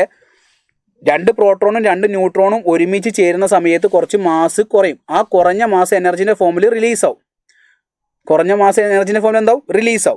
റിലീസ് ആയതിന് ശേഷം നമ്മൾ പറയുന്ന എത്രയേ ഉള്ളൂ. അപ്പോൾ ആ എനർജിയാണ് റിലീസ് ചെയ്ത് പോയത്. എനർജിൻ്റെ ഫോമിലാണ് പോയത്, എനർജിയാണ്. ഓക്കെ, സോ എനർജി റിലീസ് ചെയ്ത് പോയി. അപ്പോൾ നിങ്ങൾ മനസ്സിലാക്കി വെക്കേണ്ടത് അതേ എനർജി ഞാൻ ഇതിനെ ഡിസോസിയേറ്റ് ചെയ്യാൻ വേണ്ടി പൊട്ടിക്കാൻ വേണ്ടി കൊടുത്തപ്പോൾ അത് മാസിൻ്റെ ഫോമിലേക്ക് മാറുകയും ചെയ്തിട്ടുണ്ട്. സോ നിങ്ങൾ മനസ്സിലാക്കി വെക്കേണ്ട പോയിന്റ് ഇത്രയേ ഉള്ളൂ. 2 പ്രോട്ടോണും 2 ന്യൂട്രോണും ചെയ്യുന്ന സമയത്ത് കുറച്ച് മാസ് കുറയുന്നുണ്ട്. ആ കുറയുന്ന മാസിനെയാണ് സിംപ്ലി നമ്മൾ എന്ത് വിളിക്കുന്നത്, മാസ് ഡിഫൈൻ. അല്ലെങ്കിൽ ഇപ്പോൾ പുറത്തേക്ക് പോയില്ല, ഈ മാസിന് കറസ്പോണ്ടിങ് ആയി കുറച്ച് എനർജി റിലീസ് ചെയ്തെന്ന് പറഞ്ഞില്ലേ, ഈ റിലീസ് ചെയ്ത എനർജിയെ വിളിക്കുന്ന പേരാണെന്ത്, ബൈൻഡിങ് എനർജി. ഈ റിലീസ് ചെയ്ത എനർജിയെ വിളിക്കുന്ന പേരാണെന്ത്, ബൈൻഡിങ് എനർജി. അല്ലെങ്കിൽ ഈ ന്യൂക്ലിയസിനെ ഡിസോസിയേറ്റ് ചെയ്യാൻ വേണ്ടി നമ്മൾ കൊടുക്കുന്ന എനർജി ഇല്ലേ, എത്ര എനർജിയാണോ റിലീസ് ചെയ്തത് അത്രയും എനർജി നമ്മൾ തിരിച്ചു കൊടുക്കുന്നുണ്ട്. ആ എനർജി കൊടുക്കുമ്പോഴേ ഇത് പൊട്ടിയിട്ട് ഇതായിട്ട് മാറുള്ളൂ. അപ്പോൾ അതിനെ തിരിച്ച് പൊട്ടിക്കാൻ വേണ്ടി നമ്മൾ കൊടുക്കുന്ന എനർജി എന്താണ്, ബൈൻഡിങ് എനർജിയാണ്. സോ ബൈൻഡിങ് എനർജി എന്താണെന്ന് നിങ്ങൾക്ക് മനസ്സിലായല്ലോ. എന്താണ് ബൈൻഡിങ് എനർജി നിങ്ങൾക്ക് മനസ്സിലായല്ലോ. എന്താ ബൈൻഡിങ് എനർജി? 2 പ്രോട്ടോണും 2 ന്യൂട്രോണും ഒരുമിച്ച് ചേരാൻ വേണ്ടി നമ്മൾ എന്ത് ചെയ്യും, ബൈൻഡ് ചെയ്യാനുള്ള എനർജി. അതൊക്കെ ആ ഡെഫിനിഷനിലേക്കാണ് നമ്മൾ വരുന്നത്. നോക്കണേ, 2 പ്രോട്ടോണും 2 ന്യൂട്രോണും കൂടി ചേരുന്ന സമയത്ത് അതിൽ കുറച്ച് മാസ് കുറയും. ആ കുറയുന്ന മാസ് എനർജിയുടെ ഫോമിൽ റിലീസ് ചെയ്യും. ആ പുറത്തേക്ക് പോകുന്ന എനർജി എന്താണോ അതാണ് ബൈൻഡിങ് എനർജി. അല്ലെങ്കിൽ ഈ ന്യൂക്ലിയസിനെ നിങ്ങൾ ബ്രേക്ക് ചെയ്ത് പുറത്തേക്ക് എടുക്കുന്ന സമയത്ത് എത്രയാണോ നിങ്ങൾ കൊടുക്കേണ്ടത് നിങ്ങൾ എത്രയാണോ അത് ബ്രേക്ക് ചെയ്യാൻ വേണ്ടി കൊടുക്കുന്നത് ആ എനർജിയാണ് ബൈൻഡിങ് എനർജി. സോ ബൈൻഡ് ചെയ്ത് നിൽക്കുന്ന ആളെ പൊട്ടിക്കണമെങ്കിൽ കൊടുക്കേണ്ട എനർജി എന്താണോ അതാണ് എന്ത്, ബൈൻഡിങ് എനർജി. അങ്ങനെ പല ഡെഫിനേഷൻസ് നിങ്ങൾക്ക് ഇതിന് പറയാൻ പറ്റും. സോ ഈ പുറത്തേക്ക് പോയ എനർജി എത്രയാണോ അത് തന്നെയാണ് ബൈൻഡിങ് എനർജി. ആ എനർജി കൊടുത്താലേ ഈ ന്യൂക്ലിയസ് ഡിസോസിയേറ്റ് ചെയ്യാൻ പറ്റുള്ളൂ എന്നുള്ള കാര്യം നിങ്ങൾ മനസ്സിലാക്കി വെക്കുക. ഇതാണ് ഇതിന് എപ്പോഴും നമ്മൾ പറയുന്ന ഒരു ബേസിക് എക്സാമ്പിൾ, വളരെ ബേസിക് ആയിട്ടുള്ള എക്സാമ്പിൾ. ഇതിന് ഇക്വേഷൻസ് കാര്യങ്ങളിലേക്ക് കടക്കുമ്പോൾ നിങ്ങൾ നോക്കണേ. അതായത് നോക്ക്, 2 പ്രോട്ടോണും 2 ന്യൂട്രോണും സെപ്പറേറ്റ് ഹാങ് ചെയ്തപ്പോൾ ഇതല്ലേ വെയിറ്റ് കൂടുതലായിട്ട് താഴത്തേക്ക് ഹാങ് ചെയ്ത് കിടക്കുന്നത്. ഈ 4 ന്യൂക്ലിയസ് ആയി കിടക്കുന്ന സമയത്ത് വെയിറ്റ് അതിന് കുറവാണ്. ദാറ്റ് മീൻസ് ഡെൽറ്റ എം എന്ന് പറഞ്ഞാൽ മാസ് ഡിഫക്റ്റാണ്. എന്താ മാസ് ഡിഫക്റ്റ്? മാസ് ഡിഫക്റ്റ് എന്ന് പറഞ്ഞാൽ ഇവിടെ കൊടുത്തിട്ടുണ്ട്. എന്താണ് മാസ് ഡിഫക്റ്റ്? 2 പ്രോട്ടോണും 2 ന്യൂട്രോണും ചേരുമ്പോൾ കുറച്ച് മാസ് എനർജിയുടെ ഫോമിൽ റിലീസ് ചെയ്യുന്നുണ്ട്, എന്നിട്ട് ഇത് ന്യൂക്ലിയസ് ആയിട്ട് മാറുന്നുണ്ട്, റൈറ്റ്? സോ ആ മാസ് ഓഫ് ന്യൂക്ലിയസ് എപ്പോഴും ലെസ് ദാൻ ന്യൂക്ലിയോൺസിൻ്റെ മാസിനേക്കാട്ടി കുറവായിരിക്കും. മാസ് ഓഫ് ന്യൂക്ലിയസ്, ഇതാണ് മാസ് ഓഫ് ന്യൂക്ലിയസ്. ഇതെപ്പോഴും ന്യൂക്ലിയോൺസിൻ്റെ മാസിനേക്കാട്ടി എന്തായിരിക്കും, കുറവായിരിക്കും എന്നുള്ള കാര്യം മനസ്സിലാക്കി വെക്കുക. Mass of the nucleus is less than the total mass of its constituents by delta M. Okay, then ഇതായത് മാസ് എക്സ്പെക്റ്റഡ് മാസ് എന്ന് പറഞ്ഞാൽ എത്രയായിരിക്കണം? പ്രോട്ടോൺസിൻ്റെ എണ്ണം എത്രയാ? Z into mass of proton plus ന്യൂട്രോൺസിൻ്റെ എണ്ണം എത്രയാ? A-Z into mass of neutron.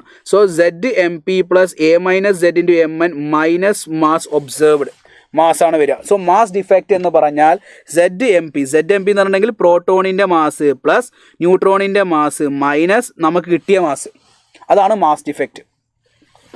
നമ്മൾ നേരത്തെ ചെയ്തപ്പോൾ പ്രോട്ടോണിൻ്റെയും ന്യൂട്രോണിൻ്റെയും മാസ് നമുക്ക് 4 ഗ്രാം കിട്ടിയായിരുന്നു.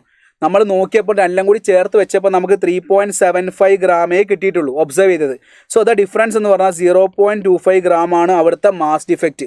ആ മാസ് ഡിഫക്റ്റിന് കറസ്പോണ്ടിങ് ആയിട്ട് റിലീസ് ചെയ്യുന്ന എനർജിയെ വിളിക്കുന്ന പേരാണ് ബൈൻഡിങ് എനർജി. ക്ലിയർ ആയോ? ആ ഡെഫിനേഷൻ മക്കൾക്ക് ക്ലിയർ ആയോ?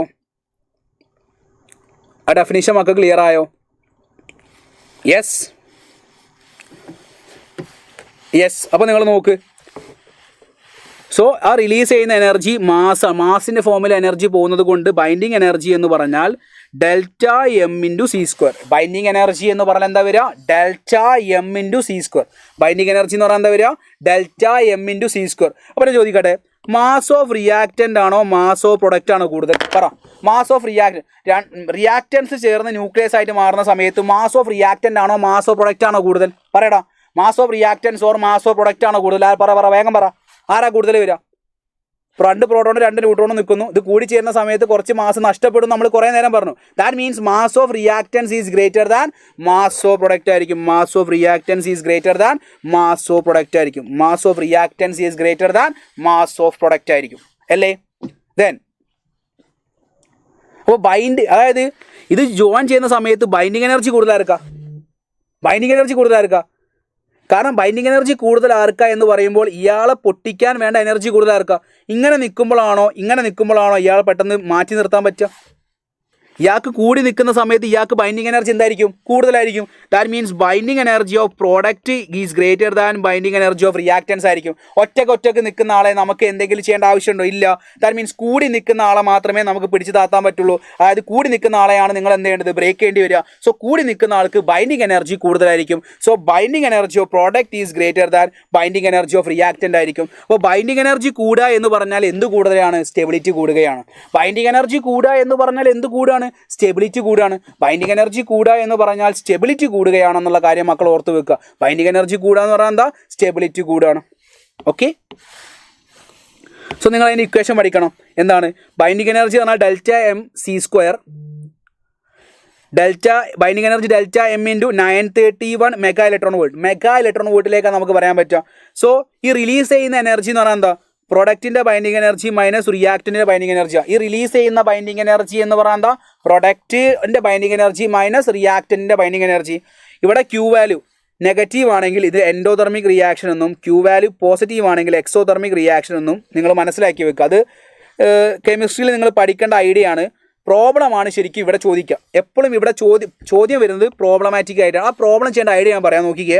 അതായത് ഇപ്പോൾ ഒരു ന്യൂക്ലിയസ്, അപ്പോൾ ന്യൂക്ലിയസിൽ നിന്ന് ഡെൽറ്റ മാസ് ഡിഫക്റ്റ് ഉണ്ടാകുന്നു. ഇതിൽ മാസ് എന്തായിരുന്നു? മാസ് കുറയുന്നു, മാസ് ഡിക്രീസസ്.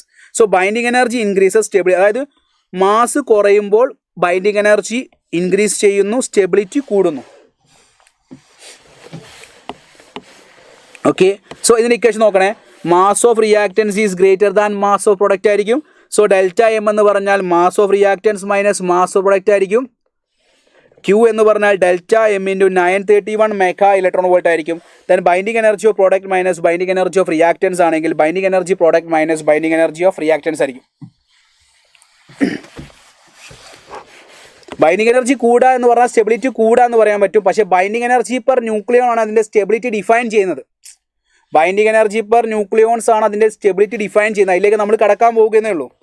സോ ഈ ഒരു ചോദ്യം നോക്കൂ നിങ്ങൾ. Let E1 and E2 be the binding energies of two nucleus A and B. It is observed that two nuclei of A combine together to form a B nucleus. അതായത് A എന്നുള്ള രണ്ട് nucleus ചേർന്നിട്ടാണ് B എന്നുള്ള nucleus ഉണ്ടാവുന്നത്. ഈ observation correct ആവണമെങ്കിൽ എന്താണ് condition? നമ്മളിപ്പോൾ പഠിച്ച കണ്ടീഷനാണ്. എന്താണ്? Binding energy of product is greater than binding energy of reactance ആയിരിക്കും. എന്തായിരിക്കും? Binding energy of product is greater than binding energy of reactance ആയിരിക്കും. A+A എന്ന് പറഞ്ഞാൽ 2A ഗീവ്സ് B ആണ്. അപ്പോൾ നിങ്ങളെ മനസ്സിലേക്ക് വരണം binding energy of B is greater than binding energy of A ആയിരിക്കണം. ബൈൻഡിങ് എനർജി ഓഫ് A ആയിരിക്കണം. സോ ഇതിൻ്റെ ലോജിക്ക് എന്താ? നിങ്ങൾ പറ. അതായത് എൻ്റെ ബൈൻഡിങ് എനർജി എന്ന് പറഞ്ഞാൽ E1 ആണ്, ബീൻ്റെ ബൈൻഡിങ് എനർജി എന്ന് പറഞ്ഞാൽ E2 ആണ്. സോ നമുക്ക് പറയാൻ പറ്റും ബീൻ്റെ ബൈൻഡിങ് എനർജി E2 ആണ്, എൻ്റെ ബൈൻഡിങ് എനർജി എന്താണ്? 2E1 ആണ്. 2E1 E2 ആണ്. ദാറ്റ് മീൻസ് എന്താ വരിക? E2 എന്ന് പറഞ്ഞ സാധനം ഗ്രേറ്റർ ദാൻ 2E1 ആയിരിക്കും. E2 ഗ്രേറ്റർ ദാൻ 2E1 ആയിരിക്കും. ഈ രണ്ടാളുടെയും ബൈൻഡിങ് എനർജിനെക്കാട്ടി കൂടുതലായിരിക്കും പ്രൊഡക്റ്റിൻ്റെ binding energy. Binding energy of product is greater than binding energy of reactants. Product ആവുന്ന സമയത്ത് കുറച്ച് എനർജി റിലീസ് ചെയ്യും. ആ റിലീസ് ചെയ്യുന്ന സമയത്ത് അവിടെ ബൈൻഡിങ് എനർജി റിലീസ് ചെയ്യും. ആ ഒരു ഐഡിയ നിങ്ങൾ ഓർത്താൽ മതി. Okay. Yes. Then in the reaction H12 plus H13 gives a helium plus neutron. If the binding energy of H12, H13 and He42 is respectively A, B, C. അതായത് നമ്മൾ പറയാണ് so H1ൻ്റെ binding energy A ആണ്, H3ൻ്റെത് B ആണ്, ഇത് ഗിവുന്നത് C ആണ്. അതായത് helium തരുന്നുണ്ട്. The energy released in the process. Energy released എന്ന് പറഞ്ഞാൽ എന്താ വരിക? Q is equal to binding energy of product minus binding energy of reactants അല്ലേ? C minus binding energy of reactants എന്താ? A plus B. So C minus A minus B ആയിരിക്കും. C minus A minus B ആയിരിക്കും. So the answer will be option 4. അപ്പോൾ binding energy പ്രോഡക്റ്റിൽ നിന്ന് binding energy reactance കുറയ്ക്കണം. Reactance പറഞ്ഞാൽ A plus B ആണ്. അപ്പോൾ ഇത് ചെയ്യുന്ന സമയത്ത് ശ്രദ്ധിക്കണം, തെറ്റിപ്പോവാനുള്ള ചാൻസ് കൂടുതലാണ്. യെസ്. അപ്പോൾ നമ്മൾ പറഞ്ഞാൽ എന്താ? ഒരു ന്യൂക്ലിയസ് ഉണ്ട്. ഈ ബൈൻഡിങ് എനർജി പെർ ന്യൂക്ലിയോ നമ്മൾ അടുത്ത് പറയാൻ പോകുന്നത്. അതായത് ഒരു ന്യൂക്ലിയസിൻ്റെ അകത്ത് ആരുണ്ട്? ഒരു ന്യൂക്ലിയസിൻ്റെ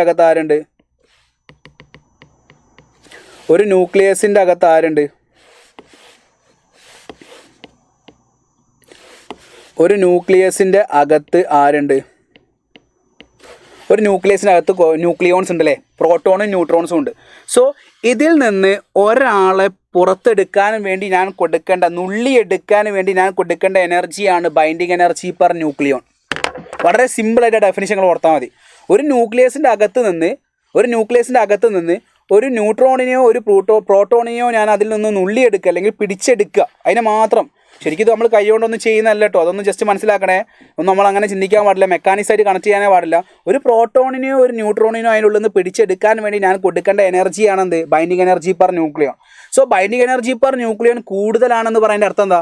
ഞാൻ നല്ല എനർജി കൊടുക്കണം ആ ന്യൂട്രോണിനോ അല്ലെങ്കിൽ ഒരു പ്രോട്ടോണിനോ അതിനുള്ളിൽ നിന്ന് എടുക്കണമെങ്കിൽ നല്ല എനർജി കൊടുക്കണം, റൈറ്റ്? അപ്പോൾ ബൈൻഡിങ് എനർജി കുറവാന്ന് പറയാൻ എന്താ? ആ പ്രോട്ടോണിനെ ന്യൂട്രോണിനെ കുറച്ച് ഈസിലി പിടിച്ചെടുക്കാൻ പറ്റും.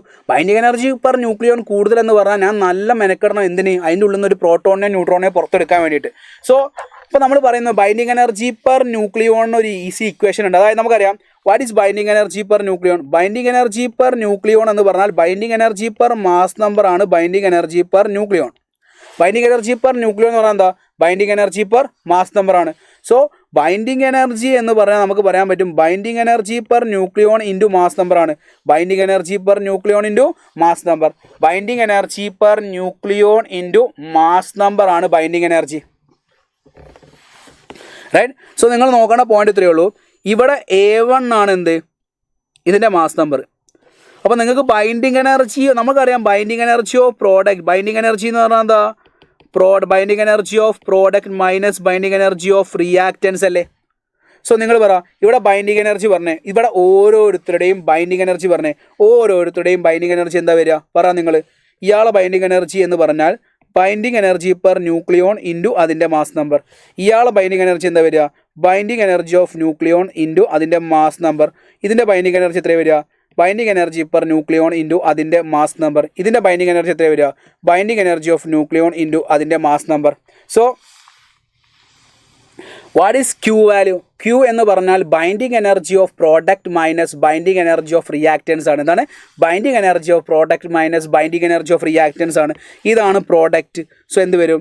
ബൈൻഡിങ് എനർജി ഓഫ് പ്രോഡക്റ്റ് എന്ന് പറഞ്ഞാൽ ECA3 plus EDA4 minus reactance എടുക്കൂ. റിയാക്റ്റൻസ് എന്താ വരിക? EAA1 plus EBA2. So binding energy of product minus binding energy of reactance.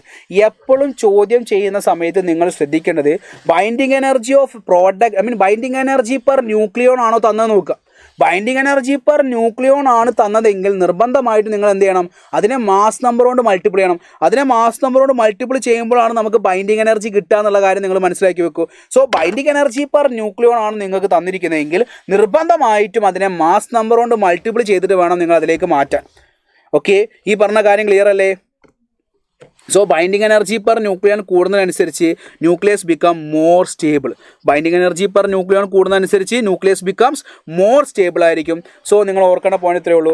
Binding energy per nucleon ആണെങ്കിൽ ഫസ്റ്റ് നിങ്ങൾ എന്ത് ചെയ്യണം? അതിനെ ബൈൻഡിങ് എനർജി ആക്കി മാറ്റണം. എങ്ങനെയാണ് ബൈൻഡിങ് എനർജി ആക്കി മാറ്റുക? ന്യൂക്ലിയോണിനെ മാസ് നമ്പർ കൊണ്ട് മൾട്ടിപ്ലൈ ചെയ്താൽ നിങ്ങൾക്ക് ബൈൻഡിങ് എനർജി കിട്ടും. ദെൻ ക്യൂ വാല്യൂ കണ്ടുപിടിക്കുക. What is Q value? Release ചെയ്ത എനർജി പറഞ്ഞാൽ binding energy of product minus binding energy of reactants ചെയ്താൽ മതി. ദെൻ ഈ ഒരു ചോദ്യം നോക്കൂ.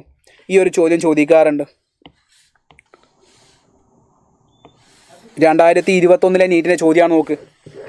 നോക്ക്. A nucleus with mass number 240 breaks into 2 fragments each of mass number 120. The binding energy per nucleon of unfragmented nuclei is 7.6 mega electron volt, while that of fragments is 8.5 mega electron volt. The total gain in binding energy in the process. So Q value ആണ് ചോദിച്ചിരിക്കുന്നത്. ക്വസ്റ്റ്യനിൽ പറയുന്നുണ്ട് ഒരു nucleus ഉണ്ട്, ആ nucleus X ആണ്, അതിൻ്റെ mass number 240 ആണ്. അത് ബ്രേക്ക് ചെയ്തു, എന്തായി? ഇത് പ്രീവിയസ് ഇയർ ക്വസ്റ്റ്യൻ ആയതുകൊണ്ട് എല്ലാവരും പഠിച്ചിട്ടുണ്ടാവില്ലേ? 2 സെയിം ന്യൂക്ലിയസ് ഉണ്ടായി, അതിൻ്റെ മാസ് നമ്പർ 120 ആണെന്ന് പറയുന്നുണ്ട്. സോ ഫസ്റ്റ് തന്നെ ഇതിൻ്റെ binding energy per nucleon of unfragment, പൊട്ടാത്ത ആളത് 7.6 ആണ്, പൊട്ടിയ ആളത് 8.5 ആണ്. സോ ക്യൂ വാല്യൂ എന്ന് പറഞ്ഞാൽ binding energy of product minus binding energy of reactance അല്ലേ? സോ പ്രോഡക്റ്റ് എന്ന് പറയുമ്പോൾ 120 into 8.5 minus 240 into 7.6 ചെയ്താൽ മതിയോ പോരാ. കാരണം ഇവിടെ ഒരു വൈ ന്യൂക്ലിയസിൻ്റെത് മാത്രമേ നമ്മൾ എഴുതിയിട്ടുള്ളൂ. ഇവിടെ എത്ര വൈ ന്യൂക്ലിയസ് ഉണ്ട്? 2 വൈ ന്യൂക്ലിയസ് ഉണ്ട്. അതുകൊണ്ട് എന്ത് ചെയ്യണം? ഇൻറ്റു 2 കൂടി ചെയ്യണം. 2 into 120 into 8.5 ഒരു ഇൻറ്റു 2 കൂടി ചെയ്യാൻ മറന്നു പോകരുത്. ഒരു ന്യൂക്ലിയസ് അല്ല, അവിടെ എത്ര ന്യൂക്ലിയസ് ഉണ്ടോ അതുകൊണ്ട് മൾട്ടിപ്ലൈ ചെയ്യണം. So 2 into 120 that will give 240. 240 into 8.5 minus 240 into 7.6. 240 common ആക്കി എടുത്താൽ 8.5 minus 7.6. സോ 240 into 0.9 എന്ന് കിട്ടും അല്ലേ? അപ്പോൾ 240 into 1 240 240 into 0.9 240 കുറവാണ്. 240 കുറഞ്ഞ എത്ര ഓപ്ഷൻ ഉണ്ട്? ഒറ്റ ഓപ്ഷൻ ഉള്ളൂ. Option 1 is the right answer. ഇത് വെറുതെ ചെയ്ത് നോക്കേണ്ട ആവശ്യമുണ്ടോ? ലോജിക്ക് ഉപയോഗിക്കൂ. 240 into 1 240. 240 into 0.5 120. സോ 120നും 240നും ഇടയിലുള്ള ആൻസറാണ്. അല്ലെ തൊട്ട് താഴത്തുള്ള ആൻസർ നോക്കുകയാണെങ്കിൽ ഓപ്ഷൻ 1 ആയിരിക്കും കറക്റ്റ് എന്നുള്ള കാര്യം മക്കൾ മനസ്സിലാക്കി വെക്കൂ. യെസ്, ക്ലിയർ ആണല്ലോ? ഈ ചെയ്ത ഐഡിയ ക്ലിയർ അല്ലേ? യെസ്, എന്നാൽ ഇതൊന്ന് ആൻസർ പറയൂ. 2 lighter nuclei combine to form a comparatively heavier nucleus by the relation given below. ഈ relation x12 is equal to 4y2. അപ്പോൾ എന്താ വരിക? The binding energy per nucleon എന്നാണ് തന്നിരിക്കുന്നത്. x12ൻ്റെത് 1.1 ആണ്, y-ൻ്റെത് 7.6 ആണ്. The energy release in the process. Yes, energy release the പ്രോസസ്സാണ് നോക്കുന്നത്. വേഗം പറയൂ. എനർജി റിലീസ്ഡാണ്. എന്താ എനർജി റിലീസ്ഡ്? എനർജി റിലീസ്ഡ് എന്ന് പറഞ്ഞാൽ Q എന്ന് പറഞ്ഞാൽ പ്രോഡക്റ്റ് മൈനസ് റിയാക്റ്റൻസ് ആണ്. So first of all product എന്ന് പറയുമ്പോൾ നിങ്ങൾ നോക്ക്, റിയാക്റ്റൻസ് 2 ഉണ്ട് അല്ലേ? സോ നമുക്ക് 2x12 ഗീവ്സ് y4 എന്ന് എഴുതാം. സോ ഇതിൻ്റെ ബൈൻഡിങ് എനർജി പെർ ന്യൂക്ലിയോൺ 1.1 ആണ്, ഇത് 7.6 ആണ്. സോ 2 into 1.1 into 2 വരും. ഇത് 4 into 7.6. അതെങ്ങനെ സാറേ 2 2 വന്നത്?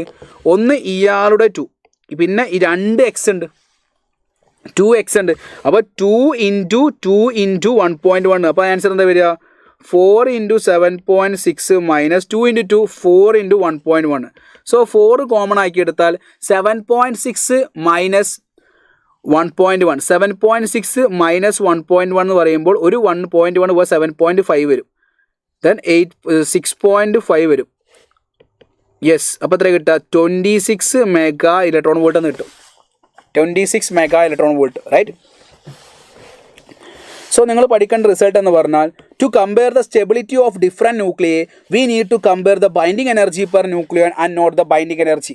ഒരാളുടെ സ്റ്റെബിലിറ്റി നിങ്ങൾക്ക് മോർ ഡിഫൈൻ ചെയ്തിരിക്കുന്നത് എന്താണ്? ബൈൻഡിങ് എനർജി പെർ ന്യൂക്ലിയോൺ ആണ്. ഒരാളുടെ സ്റ്റെബിലിറ്റി എന്ന് പറയുമ്പോൾ നിങ്ങൾ ഏറ്റവും കൂടുതൽ കമ്പയർ ചെയ്യേണ്ടത് എന്താണ്? അയാളുടെ ബൈൻഡിങ് എനർജി പെർ ന്യൂക്ലിയോൺ ആണെന്നുള്ള കാര്യം മനസ്സിലാക്കി വെക്കുക. ദെൻ ബൈൻഡിങ് എനർജി പെർ ന്യൂക്ലിയോണും മാസ് നമ്പറും തമ്മിലുള്ള കർവ് നിങ്ങൾ പഠിപ്പിക്കുന്നുണ്ട്. ഈ കർവ് നോക്കുമ്പോൾ ഒറ്റയടിക്ക് പറയാൻ പറ്റും, ആദ്യം ഒന്ന് കൂടി പിന്നെ ഒന്ന് കുറഞ്ഞു. First binding energy per nucleon increase ചെയ്തു, അതിനുശേഷം കുറഞ്ഞു. ബൈൻഡിങ് എനർജി പെർ ന്യൂക്ലിയോൺ ഒന്ന് ഇൻക്രീസ് ചെയ്തു, അതിനുശേഷം ഒന്ന് കുറഞ്ഞു. First increases then decreases. ഈ ഗ്രാഫ് നിങ്ങൾ അങ്ങനെ അനലൈസ് ചെയ്താൽ ഫസ്റ്റ് ഇൻക്രീസസ് ദെൻ ഡിക്രീസസ്. എപ്പോഴും ഓർത്ത് വെക്കുക, ഇതിൻ്റെ വാല്യൂ ലൈ ചെയ്യുന്നത് ലെസ് ദാൻ 3 റീജൺ ആയിട്ട് നിങ്ങൾ കമ്പയർ ചെയ്യണം. ഒന്ന് ലെസ് ദാൻ 30, ഒന്ന് ലെസ് ദാൻ 30, ഒന്ന് 170. 3 റീജിയൻസ് ആണ്. This is first one, this is second one, this is third one. 3 regions ആണ്. അതായത് ഏറ്റവും ബൈൻഡിങ് എനർജി കൂടുതലുള്ളത് അല്ലെങ്കിൽ ബൈൻഡിങ് എനർജി കോൺസ്റ്റൻ്റ് ആയി നിൽക്കുന്ന റീജിയൻ എന്ന് പറഞ്ഞാൽ ഇൻ ബിറ്റ്വീൻ 30ക്കും 170ക്കും ഇടയിലാണ് ബൈൻഡിങ് എനർജി കോൺസ്റ്റൻ്റ് ആയി നിൽക്കുക. അതാണ് സെക്കൻഡ് റീജിയൻ. ഇപ്പോൾ 30ന് കുറവുള്ളത്, മാസ് നമ്പർ 30ന് കുറവുള്ള ആളുകളാണ് എന്ത്? First region. മാസ് നമ്പർ 170നെക്കാട്ടി കൂടുതലുള്ള ആളാണ് തേർഡ് റീജിയൻ. ഞാൻ ജസ്റ്റ് ഒരു അപ്രോക്സിമേറ്റ് ഒരു സുമാറായിട്ട് വരച്ചതാട്ടോ ഈ 1 2 3 എന്നുള്ള റീജിയൻ. സോ 30ന് കുറവുള്ളതും 170ക്ക് ഇടയിലാണ് മോർ സ്റ്റേബിൾ എന്നുള്ള കാര്യം ഓർത്ത് വെക്കുക. ഏറ്റവും ബൈൻഡിങ് എനർജി പെർ ന്യൂക്ലിയോൺ ഏറ്റവും മാക്സിമം വാല്യൂ ഉള്ളത് അയൺ ആണ്. ഈ റിസൾട്ട് ബൈ ഹാർട്ട് പഠിക്കണേ. എന്താണ്? The curve has a maximum of about 8.75 mega electron volt for A C equal to 56. Mass number 56 ഉള്ള ആൾക്കാണ് maximum binding energy per nucleon ഉള്ളത്. അതെന്ന് പറഞ്ഞാൽ 8.75 ആണെന്നുള്ള കാര്യം മനസ്സിലാക്കി വെക്കുക. For a nuclei of middle mass number 30ക്കും 170ക്കും ഇടയിൽ binding energy per nucleon is constant ആണ്. ബൈൻഡിങ് എനർജി പെർ ന്യൂക്ലിയോൺ കുറവാണ്, less than 30 and greater than 170ക്കും. അതായത് 30ക്കും 170ക്കും ഇടയിൽ ബൈൻഡിങ് എനർജി പെർ ന്യൂക്ലിയോൺ കുറവാണ്. Binding energy per nucleon constant ആയി നിൽക്കുന്നത് ആർക്കാ? ഇൻ ബിറ്റ്വീൻ 30ക്കും 170ക്കാ. അവർ മോർ സ്റ്റേബിളാണ്. അവർ മോർ സ്റ്റേബിൾ എന്ന് പറയുന്ന അർത്ഥം എന്താ? ബൈൻഡിങ് എനർജി പെർ ന്യൂക്ലിയോൺ കൂടുതലാന്ന് പറഞ്ഞ അർത്ഥം എന്താ? ആ ന്യൂക്ലിയസിൽ നിന്ന് ഒരു പ്രോട്ടോണിനെയോ ഒരു ന്യൂട്രോണിനെയോ നുള്ളിയെടുക്കാൻ നമുക്ക് നല്ല പണിയാണ്. പക്ഷേ ബൈൻഡിങ് എനർജി പെർ ന്യൂക്ലിയോൺ കുറഞ്ഞ ആളിൽ നിന്ന് നുള്ളിയെടുക്കാൻ വലിയ പ്രശ്നം ഉണ്ടാവില്ല എന്നാണ് എൻ്റെ ലോജിക്ക്. സോ ആവറേജ് വാല്യൂ എന്ന് പറഞ്ഞാൽ അതിൽ ഏറ്റവും മാക്സിമം മിനിമം ഒക്കെ നോക്കി നമ്മൾ average value for binding energy പറയുന്നത് നമ്മൾ 8.78 മെഗാ ഇലക്ട്രോൺ വോൾട്ട് ആണ്. അപ്പോൾ ഇവർ സ്റ്റേബിളാണ്. ഈ ലൈറ്റ് ന്യൂക്ലിയസും ഈ ഹെവി ന്യൂക്ലിയസും സ്റ്റേബിൾ അല്ല, അൺസ്റ്റേബിളാണ്. ഈ സ്റ്റേബിൾ അല്ലാത്ത ആളുകൾ എന്ത് ചെയ്യും? അൺസ്റ്റേബിളായ ആളുകൾ എന്ത് ചെയ്യും? സ്റ്റേബിൾ ആവാൻ വേണ്ടി ശ്രമിക്കും. അതായത് heavy nucleus have lower binding energy per nucleon. So if they split up to nucleon, അവർ സ്പ്ലിറ്റ് ചെയ്ത് ന്യൂക്ലിയോൺസ് ആയിട്ട് റിലീസ് ചെയ്യും. അതായത് ന്യൂക്ലിയർ ഫിഷൻ വലിയ ആളുകൾ എന്ത് ചെയ്യും? 170നെക്കാട്ടും ബൈൻഡിങ് എനർജി കൂടിയ ആളുകൾ എന്ത് ചെയ്യും? അത് സ്പ്ലിറ്റ് ചെയ്തിട്ട് ബൈൻഡിങ് എനർജി കൂട്ടാൻ വേണ്ടി ശ്രമിക്കും ഫോർ സ്റ്റെബിലിറ്റിക്ക്. ബൈൻഡിങ് എനർജി കുറഞ്ഞ ലൈറ്റ് ന്യൂക്ലിയസ് കമ്പൈൻ ചെയ്തിട്ട് ബൈൻഡിങ് എനർജി കൂട്ടി സ്റ്റേബിളാവും. അതായത് ലൈറ്റ് ന്യൂക്ലിയസ് കമ്പൈൻ ചെയ്തിട്ട് ബൈൻഡിങ് എനർജി സ്റ്റെബിലിറ്റിക്ക് വേണ്ടി ശ്രമിക്കും. ഹെവി ന്യൂക്ലിയസ് ഡിസോസിയേറ്റ് ചെയ്തിട്ട് അല്ലെങ്കിൽ സ്പ്ലിറ്റ് ചെയ്തിട്ട് ബൈൻഡിങ് എനർജി കൂട്ടാൻ വേണ്ടി ശ്രമിക്കും. ഒന്നിനെ നമ്മൾ ഫ്യൂഷൻ എന്നും ഒന്നിനെ നമ്മൾ ഫിഷൻ എന്നും വിളിക്കും. ഒന്നിനെ നമ്മൾ ഫ്യൂഷൻ എന്നും ഒന്നിനെ നമ്മൾ ഫിഷൻ എന്ന് വിളിക്കും. എന്താ ഫിഷൻ? ഹെവി ന്യൂക്ലിയസ് സ്പ്ലിറ്റ് ചെയ്ത് നമ്മൾ ഫിഷൻ എന്നും ലൈറ്റർ ന്യൂക്ലിയസ് ജോയിൻ ചെയ്യുന്നത് നമ്മൾ ഫ്യൂഷൻ എന്നും വിളിക്കും. ഓക്കെ. 2013 നീറ്റ് കർണാടക നീറ്റിൽ നടന്ന ചോദ്യത്തെ നോക്ക്. How does the binding energy per nucleon vary with the increase in the number of nucleons? Binding energy per nucleon, number of mass number കൂടുന്നതിനനുസരിച്ച് എങ്ങനെ മാറും? First increases then decreases, first increases then decreases, first increases then decreases എന്നുള്ള കാര്യം നിങ്ങൾ ഓർത്ത് വെക്കുക. എന്താ വരിക? First increases and then decreases with the increase in mass number. First increases and then decreases with the increase in mass number. Option C is the right answer. Okay. Yes, very good. Then the binding energies per nucleon for deuteron and alpha particle are x1 and x2 respectively. What will be the energy released in the reaction? നിങ്ങൾ ഇത്രയും പഠിച്ച സ്ഥിതിക്ക് ഇതിൻ്റെ answer നിങ്ങൾ correct പറയുമോ നോക്കട്ടെ. അതായത് ഈ റിയാക്ഷൻ ഇവിടെ രണ്ട് സെയിം ആളുകളാണ്. ബൈൻഡിങ് എനർജി പെർ ന്യൂക്ലിയോൺ ആണ്.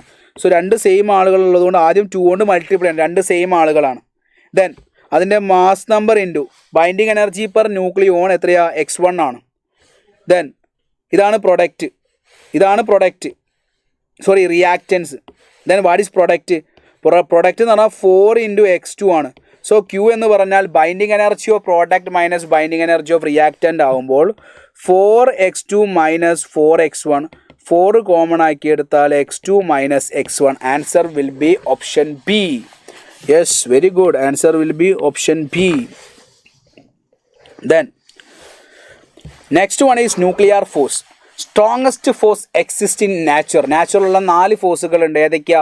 Gravitation, weak nuclear force, electromagnetic force and strong nuclear force. അതിൽ ഏറ്റവും സ്ട്രോങ്ങസ്റ്റ് ഫോഴ്സ് എക്സിസ്റ്റ് ഇൻ നാച്ചുറാണ് ന്യൂക്ലിയർ ഫോഴ്സ്. ദെൻ ഇതൊരു ഷോർട്ട് റേഞ്ച് ആണ്. Then nuclear force charge independent ആണ്. അതായത് പ്രോട്ടോണും ന്യൂട്രോണും തമ്മിലുണ്ടാകുന്ന ന്യൂക്ലിയർ ഫോഴ്സ് എന്താണ് മക്കളെ? സെയിം ആണ്. എന്താണ്? പ്രോട്ടോണും ന്യൂട്രോണും തമ്മിലുണ്ടാകുന്ന ന്യൂക്ലിയർ ഫോഴ്സ് എന്തായിരിക്കും? സെയിം ആയിരിക്കും. പ്രോട്ടോണും ന്യൂട്രോണും എല്ലാവരും തമ്മിലുള്ള ന്യൂക്ലിയർ ഫോഴ്സ് സെയിം ആയിരിക്കും. Nuclear force have A saturation property. അതായത് ന്യൂക്ലിയർ ഫോഴ്സിന് ഒരു സാച്ചുറേഷൻ പ്രോപ്പർട്ടി ഉണ്ടെന്ന് പറഞ്ഞിട്ടുണ്ടെങ്കിൽ, ഫോർ എക്സാമ്പിൾ നിങ്ങൾ ഇങ്ങനെ ആലോചിച്ചാൽ മതി. എനിക്ക് ചുറ്റും ഒരു 10 ആളുകളുണ്ട്. ഈ 10 ആളുകൾക്ക് മാത്രമേ എന്നെ സ്വാധീനിക്കാൻ പറ്റുള്ളൂ. എൻ്റെ അടുത്തടുത്ത് ഇങ്ങനെ നിന്ന് ചുറ്റും നിന്ന് എനിക്ക് ചുറ്റും ഒരു 10 ആളുകളുണ്ട്. ഈ 10 ആളുകൾക്ക് മാത്രമേ എന്നെ സ്വാധീനിക്കാൻ പറ്റുള്ളൂ. അതിൻ്റെ അപ്പുറത്ത് ഈ 10 എന്ന് പറഞ്ഞിരിക്കുന്നത് ഈ 10 ആളുകളും കൂടി ചേർന്ന എന്നെ ഒരു സ്പിയറിൻ്റെ ഫോമിൽ, അതായത് ഇങ്ങനെ ചുറ്റും നിന്ന് ഒരു സ്ഫെറിക്കൽ ഷേപ്പിലേക്ക് മാറ്റുകയാണെങ്കിൽ ഈ ഒരു സ്പിയർ, അതായത് എൻ്റെ ഈ റേഡിയസ്, ഈ 10 റേഡിയസ് ഉള്ള എൻ്റെ ചുറ്റളവിൽ മൊത്തത്തിൽ 10 ആളുകൾ നിൽക്കുന്നുണ്ട്. ഇവർ മാത്രമേ എന്നെ സ്വാധീനിക്കുന്നുള്ളൂ. ഇതിന് പുറമേ നിൽക്കുന്ന 11ാമത്തെയോ 12ാമത്തെയോ 13ാമത്തെയോ ആൾ എന്നെ സ്വാധീനിക്കുന്നില്ല. എന്നെ കൂടുതൽ സ്വാധീനിക്കുന്നത് എനിക്ക് ചുറ്റുമുള്ള ആളുകളാണ്. ഓക്കെ, സോ അതാണ് സാച്ചുറേഷൻ പ്രോപ്പർട്ടി എന്ന് പറയുന്നത്. സോ ഈ 10, അതായത് ഫസ്റ്റ് നിങ്ങൾ എന്ത് ചെയ്യും, ഒരാൾ വന്ന് നിന്ന് കുഴപ്പമില്ല, 2 ആൾ വന്ന് നിന്ന് കുഴപ്പമില്ല, ഇവരൊക്കെ എന്നെ സ്വാധീനിക്കുന്നുണ്ട്. 9 ആൾ വന്ന് നിന്ന് കുഴപ്പമില്ല, 10ാമത്തെ ആൾ വന്ന് നിന്ന് കുഴപ്പമില്ല. പക്ഷേ 11ാമത്തെയോ 12ാമത്തെയോ 13ാമത്തെയോ ആൾ വരുന്ന സമയത്ത് അയാളെ എനിക്ക് ഡിപ്പെൻഡ് ചെയ്യേണ്ട ആവശ്യമില്ല. കാരണം എന്നെ കൂടുതൽ സ്വാധീനിക്കുന്ന ഈ 10 ആളുകളാണ്. ഈ 10 ആളുകളിലാണ് ഞാൻ കൂടുതലായിട്ട് എൻ്റെ ന്യൂക്ലിയർ ഫോഴ്സ് നമ്മൾ പറയാം. അപ്പോൾ നമ്മൾ പറയുന്നത് ന്യൂക്ലിയർ ഫോഴ്സ് ഒരു ലിമിറ്റഡ് റേഞ്ചാണ്. ആ ലിമിറ്റഡ് റേഞ്ചിനെയാണ് നമ്മൾ എന്ത് വിളിക്കുക, സാച്ചുറേഷൻ പ്രോപ്പർട്ടി എന്ന് പറയുന്നത്. So each nucleon interacts with only a limited number of nucleons nearest to, എനിക്ക് ചുറ്റും ഉണ്ടാകുന്ന കുറച്ച് ആളുകളെ ഞാൻ നോക്കുള്ളൂ. ഈ ഒരു സ്വഭാവത്തെ, ന്യൂക്ലിയർ ഫോഴ്സിൻ്റെ ഈ ഒരു സ്വഭാവത്തെ വിളിക്കുന്ന പേരാണ് സാച്ചുറേഷൻ പ്രോപ്പർട്ടി എന്ന് വിളിക്കുക, saturation property. Then normally nuclear force is attractive. Normally nuclear force, strong nuclear force is N attractive force. പക്ഷേ ഒരു സ്ഥലത്ത് അത് റിപ്പൾസീവ് സ്വഭാവം കാണിക്കും. എന്താണ്? Normally nuclear force is N attractive force, പക്ഷേ ഒരു സ്ഥലത്ത് മാത്രം അത് റിപ്പൾസീവ് സ്വഭാവം കാണിക്കും. ഏതാണ് ആ സ്ഥലം? 0.8 മീറ്ററിനെക്കാട്ടി കുറവുള്ളിടത്ത്. 0.8 മീറ്ററിനെക്കാട്ടി കുറവുള്ളിടത്ത് അത് റിപ്പൾസീവ് സ്വഭാവം കാണിക്കാം. The potential energy is minimum at about 0.8 femtometer. 0.8 ഫെംറ്റോമീറ്ററിനെക്കാട്ടി കൂടുതലുള്ളവർക്ക്, അതായത് 0.8 ഫെംറ്റോമീറ്ററിനെക്കാട്ടി കൂടുതലൊക്കെ എന്താണത്? അതൊക്കെ എന്താണ്? അട്രാക്ഷനാണ്. 0.8 ഫെംറ്റോമീറ്ററിനെക്കാട്ടി കുറവാണെങ്കിൽ എന്താ വരിക? റിപ്പൽഷനാണ്. അത് ശരിക്കും നമ്മളൊരു ബോളും ഒരു സ്പ്രിങ്ങും വെച്ചുള്ള കഥയാണ് പറയുക. ഈ ബോളിനെ 2 സൈഡിലേക്കും പിടിച്ച് വലിച്ചിട്ടുണ്ടെങ്കിൽ സ്പ്രിങ് അവിടെ അട്രാക്ഷനാണ് കാണിക്കാം. ദെൻ ഇതിനെ നമ്മൾ ഈ ഒരു ബോളിനെയും സ്പ്രിങ്ങിനെയും നമ്മൾ അകത്തേക്ക് തള്ളിക്കഴിഞ്ഞാൽ ഈ സ്പ്രിങ് എന്ത് ചെയ്യും? നാം അതിനെ പുറത്തേക്ക് തള്ളാൻ വേണ്ടി ശ്രമിക്കും. ഇതാണ് അതിൻ്റെ ലോജിക്ക്. അതായത് ഒരു 0.8 മീറ്ററിൽ 2 ആളുകൾ നിൽക്കുന്നത്, ഇതിനെ പിടിച്ച് വലിക്കുമ്പോൾ ഇതിൻ്റെ ലെങ്ത്ത് കൂടും. ലെങ്ത്ത് കൂടുമ്പോൾ സ്പ്രിങ്ങിൽ ഉണ്ടാകുന്ന അട്രാക്ഷൻ സ്വഭാവമായിരിക്കും. ഇതിനെ അകത്തേക്ക് തള്ളുമ്പോൾ അത് repulsion സ്വഭാവമായിരിക്കും.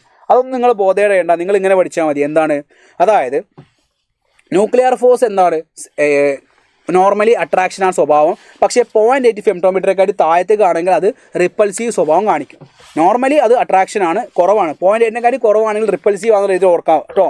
So the force is attractive for distance longer than 0.8 femtometer and repulsive if they are separated less than 0.8 femtometer കുറവാണെങ്കിൽ അത് റിപ്പൾസീവ് ആയിരിക്കും. ഗ്രേറ്റർ ദാൻ 0.8 മീറ്റർ ആണെങ്കിൽ അതെന്തായിരിക്കും? അട്രാക്റ്റീവ് ആയിരിക്കും. Then okay, nuclear force between 2 protons, 2 neutrons and 2 proton and neutron is denoted by FPP, FNN, FPN respectively. എന്താ answer വരിക? ഇവർ തമ്മിലുണ്ടാവുന്ന nuclear force ഒക്കെ ഈക്വൽ എന്ന് നമ്മൾ പഠിച്ചിട്ടില്ലേ? എന്താ വരിക? FPP, FNN, FPN ഒക്കെ ഈക്വൽ, അപ്രോക്സിമേറ്റ്ലി ഈക്വൽ അല്ലോ. ഇതാ FPP, FNN, FPN ഒക്കെ ഈക്വലാന്ന് നമ്മൾ പഠിച്ചിട്ടില്ലേ? Option C is the right answer. Very careful, തെറ്റി പോരുതേ, എയിലേക്ക് പോരുതേ. ദെൻ ഇവിടുന്ന് ചോദിക്കുന്ന അടുത്തൊരു ചോദ്യമുണ്ട്. ഇതാണ് ആ ചോദ്യം. 2 nucleons are at a separation of 1 femtometer. 2 nucleons are at a separation of 1 femtometer. The net force between them is F1 if both are neutrons. 2 neutrons ആവുന്ന സമയത്ത് F1 ആണ്, 2 പ്രോട്ടോൺസ് ആവുന്ന സമയത്ത് F2 ആണ്, ഒരു പ്രോട്ടോണും ഒരു ന്യൂട്രോണും ആവുന്ന സമയത്ത് F3 ആണ്. ഇവിടെ നെറ്റ് ഫോഴ്സാണ് ചോദിച്ചിരിക്കുന്നത്. ന്യൂക്ലിയർ ഫോഴ്സ് ആണെങ്കിൽ നമുക്ക് F1 is equal to F2 is equal to F3 എന്ന് പറയാൻ പറ്റുമായിരുന്നു. ന്യൂക്ലിയർ ഫോഴ്സ് ആണെങ്കിൽ F1 is equal to F2 is equal to F3 എന്ന് പറയാൻ പറ്റുമായിരുന്നു. ഇവിടെ ന്യൂക്ലിയർ ഫോഴ്സ് ആണോ ചോദിച്ചിരിക്കുന്നത്? അല്ല. ഇവിടെ എന്ത് ഫോഴ്സാണ് ചോദിച്ചിരിക്കുന്നത്? എന്താണ് ചോദിച്ചിരിക്കുന്നത്? നെറ്റ് ഫോഴ്സാണ്. So what you mean by net force? Net force എന്ന് പറയുന്ന സമയത്ത് ഈ പ്രോട്ടോൺ 2 ന്യൂട്രോൺസ് ആവുന്ന സമയത്ത് അവ തമ്മിൽ ചാർജ് ഇല്ലാത്ത ആളുകളായതുകൊണ്ട് അവ തമ്മിലുണ്ടാകുന്ന ഫോഴ്സ് F1 തന്നെ. പക്ഷേ 2 പ്രോട്ടോൺ ആവുന്ന സമയത്ത് ഇതിനെന്തുണ്ട്? റിപ്പൾസീവ് ഫോഴ്സും ഉണ്ട് അല്ലേ? എന്താണ്ടാവുക? റിപ്പൾസീവ് ഫോഴ്സ് ഉണ്ടാവും. 2 പ്രോട്ടോൺ 1 ഫെംറ്റോമീറ്ററിനെക്കാട്ടി കൂടുതലാണെങ്കിൽ അതിൻ്റെ സ്വഭാവം എന്താ? അട്രാക്ഷനാണ്. ഇവ തമ്മിൽ അങ്ങോട്ടും ഇങ്ങോട്ടും അട്രാക്ഷൻ കാണിക്കും. പക്ഷേ ഈ പ്രോട്ടോണും തമ്മിൽ എന്ത് കാണിക്കും? റിപ്പൽഷൻ കാണിക്കും. സോ അവിടുന്ന് ഇപ്പുറത്തേക്ക് ഒരു റിപ്പൽഷൻ ഫോഴ്സ്, കൂളോംബിക് റിപ്പൽഷൻ ഫോഴ്സ് ഇങ്ങോട്ടേക്ക് ഉണ്ടാവും. സോ ഇവ തമ്മിൽ ഒരു അട്രാക്ഷൻ ഫോഴ്സ് ഉണ്ട്, പക്ഷേ അവ തമ്മിൽ ഒരു റിപ്പൽസീവ് ഫോഴ്സും ഉണ്ട്. സോ ഇവ തമ്മിലുണ്ടാവുന്ന ഈ അട്രാക്ഷൻ ഫോഴ്സ് F1 ആണ്. പക്ഷേ ഈ പ്രോട്ടോൺ തമ്മിലുണ്ടാവുന്ന അട്രാക്ഷൻ ഫോഴ്സിനെ ഒരു പ്രോട്ടോണിൻ്റെ ചാർജ് കാരണം ഒരു റിപ്പൽസീവ് ഫോഴ്സ് വരുമ്പോൾ കമ്പാരിറ്റീവ്ലി F1-നെക്കാട്ടും കുറവായിരിക്കും F2 അല്ലേ? കാരണം എന്താ നിങ്ങൾ പറ. ന്യൂട്രോൺ ആവുന്ന സമയത്ത് F1 ആണ്. പ്രോട്ടോൺ ആവുന്ന സമയത്ത് ഉണ്ടാവുന്ന ന്യൂക്ലിയർ ഫോഴ്സ് സെയിമാണ്. പക്ഷേ പ്രോട്ടോണിനും രണ്ടിനും ചാർജ് ഉള്ളത് കൊണ്ട് അവ തമ്മിൽ ഒരു റിപ്പൽസീവ് ഫോഴ്സ് വരും. സോ ആ അട്രാക്ഷനെ ആ റിപ്പൽസീവ് കുറച്ച് കുറയ്ക്കും. പിന്നെ ആരാ? പിന്നെ ഒന്ന് പ്രോട്ടോണും ന്യൂട്രോണാണ്. പ്രോട്ടോൺ ഈസ് പോസിറ്റീവ്, ന്യൂട്രോണിന് ചാർജ് ഇല്ല, അപ്പോൾ അവിടെ കൂളോംബിക് ഫോഴ്സ് വരില്ല. സോ F3 വരും. അതായത് F1-ഉം F3-യും ഈക്വലാണ്. പക്ഷേ F2 എന്താണ്? ഇവർ രണ്ടാളെക്കാട്ടും കുറച്ച് കുറവായിരിക്കും. അങ്ങനെ നോക്കുമ്പോൾ ആൻസർ ഓപ്ഷൻ 4 വരിക. സോ ഇവിടെ നിന്ന് ഈ രണ്ട് ചോദ്യങ്ങൾ നിങ്ങൾ എക്സ്പെക്ട് ചെയ്യണം. ന്യൂക്ലിയർ ഫോഴ്സ് ആണെങ്കിലൊക്കെ സെയിം ആണ്, ന്യൂക്ലിയർ ഫോഴ്സ് ആണെങ്കിലൊക്കെ ഈക്വൽ ആണ്. നെറ്റ് ഫോഴ്സ് ആണ് ചോദിക്കുന്നതെങ്കിൽ ഈ ഒരു കൺസെപ്റ്റ് നിങ്ങളെ മൈൻഡിലേക്ക് വരണം എന്നുള്ള കാര്യം നിങ്ങൾ ഓർക്കുക കേട്ടോ. Okay.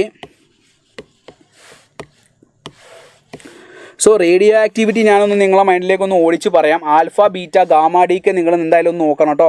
Alpha beta gamma D K ഒന്ന് ജസ്റ്റ് ഒന്ന് ഓടിച്ച് നോക്കാം. വേർ ആൽഫ ഡി കെ എന്ന് പറഞ്ഞാൽ ഹീലിയം ന്യൂക്ലിയസ് എമിറ്റ് ചെയ്യുന്ന, ഒരു ന്യൂക്ലിയസിൽ നിന്ന് helium nucleus emit ചെയ്യുന്നതാണെന്ത്?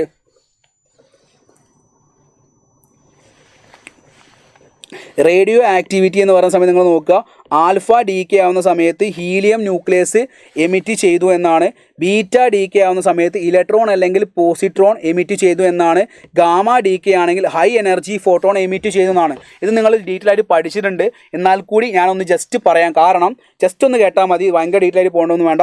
Alpha beta gamma എന്ന് പറയുമ്പോൾ ഹീലിയം ന്യൂക്ലിയസ് എമിറ്റ് ചെയ്യുന്നത് alpha decay, beta D K എന്ന് പറയുമ്പോൾ ഇലക്ട്രോൺ ആൻഡ് പോസിട്രോൺ ആണ്. ദെൻ ഗാമ ഡി കെ എന്ന് പറയുമ്പോൾ ഹൈ എനർജി ഫോട്ടോൺസ് എമിറ്റ് ചെയ്യും കേട്ടോ. ദെൻ അപ്പോൾ ആൽഫ ഡി കെ ആവുന്ന സമയത്ത് എന്താണ് ചേഞ്ച് ഉണ്ടാവുക? നമ്മുടെ എലമെൻറ്റിൽ നിന്ന് atomic number decreases by 2, mass number decreases by 4. ഇത് രണ്ടും ഓർത്ത് വെക്കണേ.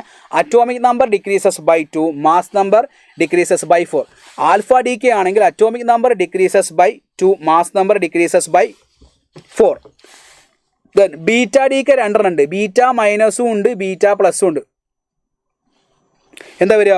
ബീറ്റ മൈനസ് ഡി കെ എന്ന് പറയുമ്പോൾ ന്യൂട്രോൺ സ്പ്ലിറ്റ് ചെയ്തിട്ട് ഒരു പ്രോട്ടോണും ഒരു ഇലക്ട്രോണും ഒരു ആൻറ്റി ന്യൂട്രിനും പുറത്തു പോകും. ജസ്റ്റ് പഠിച്ചാൽ മതിയേ.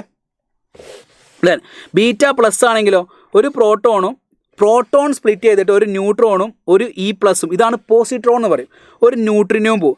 സോ ബീറ്റ മൈനസ് ഡി കെയിൽ പുറത്തു പോകുന്നത് ആൻറ്റി ന്യൂട്രിനോ, മുകളിലൊരു വരള്ള സാധനം.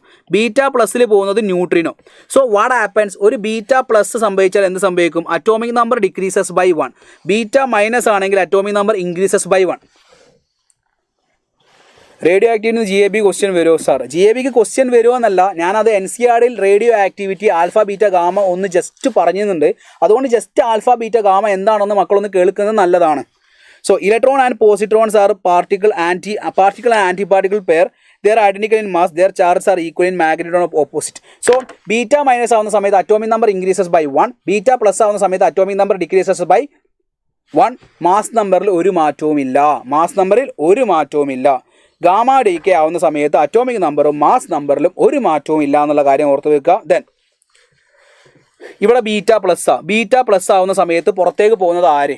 ബീറ്റ മൈനസിൽ ആൻറ്റി ന്യൂട്രിനോ, ബീറ്റ പ്ലസിൽ ന്യൂട്രിനോ. ബീറ്റ പ്ലസ് ആകുമ്പോൾ പുറത്തേക്ക് പോകുന്ന ആൾ ആര്? വേഗം പറ. A neutrino. Then in which of the following process the number of protons? ഒരു ന്യൂക്ലിയസിലെ നമ്പർ ഓഫ് പ്രോട്ടോൺസ് കൂടണമെങ്കിൽ അത് ഏത് ഡി കെ ആയിരിക്കണം? നമ്പർ ഓഫ് പ്രോട്ടോൺസ് കൂടണമെങ്കിൽ അത് ഏത് ഡി കെ? ബീറ്റ പ്ലസ് ആണോ ബീറ്റ മൈനസ് ആണോ? നമ്പർ ഓഫ് പ്രോട്ടോൺസ് കൂടണമെങ്കിൽ അത് ഏതാ? ന്യൂക്ലിയർ പറയാം. ബീറ്റ പ്ലസ് ആണോ ബീറ്റ മൈനസ് ആണോ? വേഗം പറ. നമ്പർ ഓഫ് പ്രോട്ടോൺസ് കൂടണമെങ്കിൽ അത് ബീറ്റ മൈനസ് ഡി കെ ആയിരിക്കും. ഓക്കെ. ദെൻ നോക്കണേ. How many alpha beta particles are emitted? So alpha particle emitted കണ്ടുപിടിക്കാൻ ഒരു ഇക്വേഷൻ ഉണ്ട്. എന്താണത്? A minus A dash divide by 4. Number of alpha particle emitted കണ്ടുപിടിക്കാൻ ഒരു റിലേഷൻ ഉണ്ട്. A minus A dash divide by 4. അതായത് A എന്ന് പറഞ്ഞാൽ 222 മൈനസ് എ ഡാഷ് എന്ന് പറഞ്ഞാൽ 210 divided by 4. That will give 12 divided by 4. That will give 3. അതായത് 3 alpha particle emit ചെയ്തു. 3 ആൽഫ പാർട്ടിക്കിൾ എമിറ്റ് ചെയ്തു. സോ എയിൽ നിന്ന് 3 ആൽഫ പാർട്ടിക്കിൾ എമിറ്റ് ചെയ്താൽ what happens? 3 alpha particle emit ചെയ്താൽ അതിൻ്റെ മാസ് നമ്പർ 210 ആവും. 86-ൽ നിന്ന് 3 ആൽഫ പാർട്ടിക്കിൾ പോയി കഴിഞ്ഞാൽ 6 അറ്റോമിക് നമ്പർ കുറയും. ഇത് 78 മാറും. 80 ആയിട്ട് മാറും. ദെൻ നമുക്കിപ്പോൾ കിട്ടേണ്ടത് ബോറോൺ 210-ഉം 84 അല്ലേ. സോ 3 ആൽഫ പാർട്ടിക്കിൾ പോകുമ്പോൾ ഇത് 210-ഉം 80 ആയിട്ട് മാറും. അതിനുശേഷം നേരെ 210-ഉം 84-ഉമാണ്. 4 എണ്ണം കൂടണം. 4 എണ്ണം കൂടുക എന്ന് പറയുമ്പോൾ എന്താ വരിക? 3 ആൽഫയും 4 ബീറ്റയും വരും. So answer will be 3 alpha and 4 beta. 3 alpha and 4 beta. Okay. Then fission fusion reaction നോക്കണേ. In fission fusion reaction what is fission? In fission നിങ്ങൾ നോക്കേണ്ട ഇത്രയേ ഉള്ളൂ. ഒരു യുറേനിയം ന്യൂക്ലിയസിലേക്ക് ഒരു ന്യൂട്രോണിനെ നമ്മൾ ബൊമ്പാർഡ് ചെയ്യുകയാണ്. ഒരു യുറേനിയം ന്യൂക്ലിയസിലേക്ക് ഒരു ന്യൂട്രോണിനെ നമ്മൾ ബൊമ്പാർഡ് ചെയ്യുകയാണ്. ഈ ബൊമ്പാർഡ് ചെയ്യിക്കുക എന്ന് പറയുന്ന സമയത്ത് നിങ്ങൾ മനസ്സിലാക്കി വെക്കുക, ഈ ന്യൂട്രോൺ ഇതിൻ്റെ അകത്തേക്ക് കയറുക ചെയ്യുന്നത്. ഒരിക്കലും നിങ്ങൾ മെക്കാനിക്കലായിട്ട് ചിന്തിക്കരുത് കേട്ടോ. ഒരു ബോൾ എടുത്ത് നമ്മൾ വലിയൊരു ബോളിന് എറിയുമ്പോൾ എന്ത് സംഭവിക്കും അങ്ങനെയൊന്നും ചിന്തിക്കരുത്. ഈ ഒരു ന്യൂട്രോണിനെ ശരിക്കും ഇതെന്ത് ചെയ്യും? ക്യാപ്ചർ ചെയ്യും. ഈ യുറേനിയം ന്യൂക്ലിയസ് ക്യാപ്ചർ ചെയ്യും. ക്യാപ്ചർ ചെയ്യുന്ന ഇൻസ്റ്റൻറ്റിൽ അതിൻ്റെ സ്റ്റെബിലിറ്റി പോകും. ഇത് ആദ്യം യുറേനിയം സ്റ്റേബിളായിട്ട് നിൽക്കുകയാണ്. അപ്പോൾ ഇതിലേക്ക് നമ്മളൊരു ന്യൂട്രോണെ കൊണ്ട് അടിക്കുമ്പോൾ അത് അതിനെ ക്യാപ്ചർ ചെയ്യുമ്പോൾ അതിൻ്റെ ന്യൂട്രോൺ എന്ത് ചെയ്യും? അതിൻ്റെ സ്റ്റെബിലിറ്റി മാറും. അതിൻ്റെ സ്റ്റെബിലിറ്റി മാറുമ്പോൾ ഇതിനെ കിടന്ന് ഓസിലേറ്റ് ചെയ്യും. ഇത് കിടന്ന് ഓസിലേറ്റ് ചെയ്ത് ഇങ്ങനെയുള്ള ആൾക്ക് ഒരു സാധനം വന്നിടിക്കുമ്പോൾ ഇതിങ്ങനെ ഓസിലേറ്റ് ചെയ്ത് ഇതിൻ്റെ ഷേപ്പ് ഇങ്ങനെ മാറി 2 എണ്ണം പീസായിട്ട് മാറുക ചെയ്യുന്നത്. അതുകൊണ്ട് നിങ്ങളത് ലീവ് ചെയ്തേക്കാം. സോ ഫസ്റ്റ് ഓഫ് ഓൾ ഒരു യുറേനിയത്തിലേക്ക് ഒരു ന്യൂട്രോൺ വന്ന് ഹിറ്റ് ചെയ്യുന്ന സമയത്ത് അത് യുറേനിയം 236 ആയിട്ട് മാറും.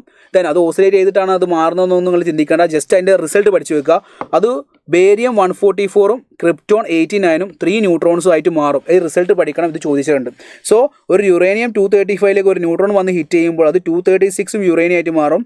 ബേരിയം 144-ഉം ക്രിപ്റ്റോൺ 89-ഉം 3 ന്യൂട്രോണുമായിട്ട് അത് മാറും എന്നുള്ള കാര്യം മക്കൾ ഓർത്ത് വെക്കുക. ദെൻ NCERTയിൽ 3 റിസൾട്ടുകൾ കൊടുക്കുന്നുണ്ട്. ഫിഷൻ്റെ ആ പ്രോസസ്സ് മാത്രമല്ല 3 റിസൾട്ടുകൾ. 3 ന്യൂട്രോൺ വരുന്നതും അതേപോലെ 4 ന്യൂട്രോൺ വരുന്നതും 2 ന്യൂട്രോൺ വരുന്ന 3 എക്സാമ്പിൾസ് ഉണ്ട്. ഈ 3 എക്സാമ്പിൾസും മക്കൾ നോക്കുക കേട്ടോ. ഓക്കെ, ഈ 3 എക്സാമ്പിൾസ് മക്കൾ നോക്കണേ. ദെൻ 2020 വന്ന നീറ്റിൽ വന്ന ചോദ്യം നോക്ക്. 2020 നീറ്റിൽ വന്ന ചോദ്യം നോക്ക്. When a uranium isotope 235 is bombarded with a neutron, it generate krypton and 3 neutrons. Barium, krypton and 3 neutron അല്ലേ. So the answer will B barium 144. നോക്ക്, വളരെ ഡയറക്റ്റ് ഉള്ള ചോദ്യമാണ് ചോദിച്ചത്. വളരെ ഡയറക്റ്റ് ആയിട്ടുള്ള ചോദ്യം. Then the energy released by the fission of one uranium atom is 200 mega electron volt. The number of fission per second required to produce 3.2 milliwatt of power is, അതായത് the number of fission per second required to produce 3.2 milli watt of power എന്നല്ലേ ചോദിച്ചിരിക്കുന്നത്. So എന്താ വരിക? So what is power? Power എന്ന് പറഞ്ഞാൽ energy by ടൈമാണ് അല്ലേ. So നമുക്കറിയാം പവർ ഈസ് ഗിവൺ ദാറ്റ് എത്രയാ? 3.2. Power is given that 3.2 × 10⁻³ watt, right. So per second ആയതുകൊണ്ട് power is equal to E/1 എടുക്കാം. അത് 3.2 മില്ലി വാട്ട് പവർ പ്രൊഡ്യൂസ് ചെയ്യാൻ ഒരു യുറേനിയം ആറ്റത്തിൻ്റെ 200 ആണ്. അങ്ങനത്തെ എത്ര എണ്ണം വരും? അപ്പോൾ എന്താ വരിക? 3.2 × 10⁻³ കിട്ടണം. ഒരാളത് 200 ആണ്. അങ്ങനെ എത്ര എണ്ണം വേണം? N കൊടുത്താൽ മതി. N × 200 മെഗാ ഇലക്ട്രോൺ വോൾട്ട് എന്ന് പറഞ്ഞാൽ 10⁻⁶ × 1.6 × 10⁻⁻⁹ എന്ന് വരും. അതായത് ഒരു യുറേനിയം ആറ്റത്തിൻ്റെ എനർജി 200 മെഗാ ഇലക്ട്രോൺ വോൾട്ട് ആണ്. അങ്ങനത്തെ എത്ര N ആറ്റംസ് വന്നാൽ മാത്രം എത്ര number of fissions per second required produce, അതായത് 3.2 മില്ലി വാട്ട് പ്രൊഡ്യൂസ് ചെയ്യാൻ അങ്ങനത്തെ എത്ര നമ്പർ ഓഫ് ഫിഷൻ നടക്കണം? ഒരാളത് 200 ആണെങ്കിൽ N × 200 will give 3.2 × 10⁻³ N is equal to 3.2 × 10⁻³ divided by 200 × 1.6 × 10⁻13. അടുത്ത സ്റ്റെപ്പിൽ നമുക്ക് എന്ത് കിട്ടും? 1.6 3.2 200 100 വരും. സോ 10⁻³ divided by 10⁻11 -11 മുകളിൽ പോയാൽ +11 +11 3 പോയാൽ 10⁸ എന്ന് കിട്ടും. Answer will be option 4. Option 4ലേക്ക് എത്തും. ദെൻ ന്യൂക്ലിയർ റിയാക്ടർ എന്ന് പറഞ്ഞിട്ടുണ്ടെങ്കിൽ നമ്മൾ പവർ പ്ലാന്റിൽ ഉപയോഗിക്കും. നമ്മൾ പവർ പ്ലാന്റിൽ ന്യൂക്ലിയർ റിയാക്ഷൻ ഉപയോഗിച്ച് നമ്മൾ എനർജി പ്രൊഡ്യൂസ് ചെയ്യുന്നതാണ്, ന്യൂക്ലിയർ എനർജി പവർ എനർജി ഉപയോഗിക്കുന്നതാണ്. Nuclear reactor is a device in which nuclear fission is produced by controlled self sustaining chain reaction. വളരെ സെൽഫ് സസ്റ്റൈനിങ് ആയിട്ടുള്ള ചെയിൻ റിയാക്ഷൻ ഉപയോഗിച്ച് നമ്മൾ എനർജി റിലീസ് ചെയ്യുന്നത്. അതിൽ കുറച്ച് മെയിൻ പാർട്സ് ഉണ്ട്. ഏതൊക്കെയാണ്? Nuclear reactor, fuel, moderator, controller, rods, coolant, protective shields. So ആ ഇമ്പോർട്ടൻറ്റ് പാർട്സ് നോക്കാം നമുക്ക്. ഇവിടെ കിടന്ന് ഇവിടെ ഹീറ്റ് ഉണ്ടാവും. ഈ ഹീറ്റ് ഇതിലൂടെ ട്രാൻസ്ഫർ ചെയ്തിട്ട് ടർബൈൻ കറങ്ങിയിട്ടാണ് നമ്മൾ ഉണ്ടാക്കുക. സോ അതിൽ ലോജിക്ക് നോക്കുക. ഫ്യൂവൽ ഓരോ ടേംസ് പഠിച്ച് വെക്കുക കേട്ടോ. ഇതിൽ ഉപയോഗിക്കുന്ന ഫ്യൂവൽ യുറേനിയം 238 അല്ലെങ്കിൽ എൻറിച്ച്ഡ് യുറേനിയം അല്ലെങ്കിൽ പ്ലൂട്ടോണിയം എന്നുള്ള കാര്യം ഓർത്ത് വെക്കുക. ദെൻ മോഡറേറ്റർ, ഏതൊക്കെ മോഡറേറ്റർ ഉപയോഗിക്കുന്നത്? The function of a moderator is to slow down the fast moving neutrons to increase the rate of fission. So moderatorൻ്റെ ഫംഗ്ഷൻ എന്ന് പറഞ്ഞാൽ to slow down the fast moving neutrons. The commonly used moderator heavy water, graphite, beryllium beryllium oxide ആണെന്നുള്ള കാര്യം ഓർത്ത് വെക്കുക. Control roads ആയിട്ട് നമ്മൾ ഉപയോഗിക്കുക കാഡ്മിയം ആണ് മെയിനായിട്ട് ഉപയോഗിക്കുക. ദെൻ കൂളൻ്റ് ആയിട്ട് നമ്മൾ ഉപയോഗിക്കുന്നത് air and CO2 are used as gases coolant. Water and organic liquids, helium, liquid sodium are used as liquid coolant. Liquid sodium is the best coolant. അപ്പോൾ കൂളൻ്റ് ഇതിൽ ഓരോ ടേമുകൾ ഞാനിതിൽ കൊടുത്തിട്ടുണ്ട്. സോ അതൊന്ന് നിങ്ങൾ വായിച്ചു പോകണം. ദെൻ പ്രൊട്ടക്റ്റീവ് ഷീൽഡിങ് എന്ന് പറഞ്ഞാൽ മോർ തിക്നെസ് ഉള്ള വളരെ കോൺക്രീറ്റ് ആയിട്ടുള്ള ഒരു വാളായിരിക്കും നമ്മളിതിന് സെറ്റ് ചെയ്ത് വെക്കുക. Then thermal neutrons are those which, thermal neutrons പറഞ്ഞിട്ടുണ്ടെങ്കിൽ have kinetic energy similar to those of surrounding മോളിക്യൂൾസിൻ്റെ അതേ കൈനറ്റിക് എനർജി വരുന്ന സാധനമായിരിക്കും. ന്യൂക്ലിയർ ഫ്യൂഷൻ എന്ന് പറഞ്ഞാൽ when two light nuclear form larger nucleus energy is released. This process is called fusion. Fusion reaction, ഈ fusion reaction നിങ്ങളൊന്ന് പഠിച്ചു വെക്കുക കേട്ടോ. ഈ ഫ്യൂഷൻ റിയാക്ഷൻ നിങ്ങൾ പഠിച്ചു വെക്കണേ. ന്യൂക്ലിയർ റിയാക്ടറിൽ ഓരോ എലമെൻറ്റുകൾ, അതിന് മോഡറേറ്റർ, അതേപോലെ കൂളൻ്റ്, അതേപോലെ തന്നെ കൺട്രോൾ റോഡ്സ്, ഇതിൻ്റെയൊക്കെ ഓരോന്നിൻ്റെയും എന്തിനാണ് ഉപയോഗിക്കുന്നതെന്നും അത് ഏതൊക്കെയാണ് ഉപയോഗിക്കുന്നതെന്നും മാത്രം പഠിച്ചാൽ മതി. അതേ ചോദിക്കുള്ളൂ. ദ ന്യൂക്ലിയർ ഫ്യൂഷൻ്റെ ഈ റിയാക്ഷനും അതേപോലെ four hydrogen atom combines to form ആണ് helium atom with the release of 26.7 mega electron volt release ചെയ്യുന്നുള്ളതും. ദെൻ ന്യൂക്ലിയർ ഫ്യൂഷൻ്റെ എക്സാമ്പിൾ NCERT കൊടുത്തിരിക്കുന്ന ന്യൂക്ലിയർ ഫ്യൂഷൻ്റെ എക്സാമ്പിൾസ് ഓരോന്ന് വായിക്കാനുള്ള സമയമില്ല, അതുകൊണ്ട് ഞാൻ വേഗം പറയുകയാണ്. യെസ്, ദെൻ ഈ ഒരു ചോദ്യത്തോടു കൂടി ഞാനിത് എന്ത് ചെയ്യാണ്, ന്യൂക്ലിയസ് എന്നുള്ള ടോപ്പിക്ക് വൈൻഡപ്പ് ചെയ്യാണ്. So which one of the following is the fusion reaction? ഇതിൽ ഏതായിരിക്കും ഫ്യൂഷൻ റിയാക്ഷൻ? PDF അപ്ലോഡ് ചെയ്യടോ. PDF അപ്ലോഡ് ചെയ്യുന്നതാണ്. PDF അപ്ലോഡ് ചെയ്യുമായിരിക്കും. നിങ്ങൾ NS മാം നിങ്ങളെ വെയിറ്റ് ചെയ്യുന്നുണ്ട്. Okay, right, okay. So which of the following is the fusion reaction? ഏതാ fusion reaction? Last and final question നിങ്ങൾ പറയൂ. ഇതിലേതാ ഫ്യൂഷൻ റിയാക്ഷൻ? ഇതിലേതാ ഫ്യൂഷൻ റിയാക്ഷൻ എന്ന് നിങ്ങൾ മനസ്സിലാക്കി വീഡിയോയുടെ താഴത്ത് കമൻ്റായിട്ട് പോസ്റ്റ് ചെയ്യുക. സോ നിങ്ങൾക്ക് കാര്യങ്ങളൊക്കെ അത്യാവശ്യം മനസ്സിലായെന്നും പെട്ടെന്നൊന്നും ഓടിച്ചുള്ള ഒരു റിവിഷൻ നിങ്ങൾക്ക് ചെയ്യാൻ പറ്റുമെന്നും ഞാൻ പ്രതീക്ഷിക്കുന്നു. സോ നിങ്ങൾക്ക് നന്നായിട്ട് പഠിക്കുക, മക്കളെല്ലാവരും നല്ല ഉഷാറായിട്ട് പഠിക്കുക. വളരെ സമയം കുറവാണ് ഇനി അങ്ങോട്ടേക്ക്. GIB എക്സാമിന് ഇനി വളരെ കുറച്ച് ദിവസങ്ങളേ ഉള്ളൂ. നീറ്റ് എക്സാം അല്ല ഞാൻ പറയുന്നത്, നമ്മുടെ GIB എക്സാമിനാണ്. ആ GIB എക്സാം നല്ല ഉഷാറായിട്ട് എഴുതുക, നല്ല അടിപൊളിയായിട്ട് പഠിക്കുക. All the very best guys. Thank you all. Thank you. By.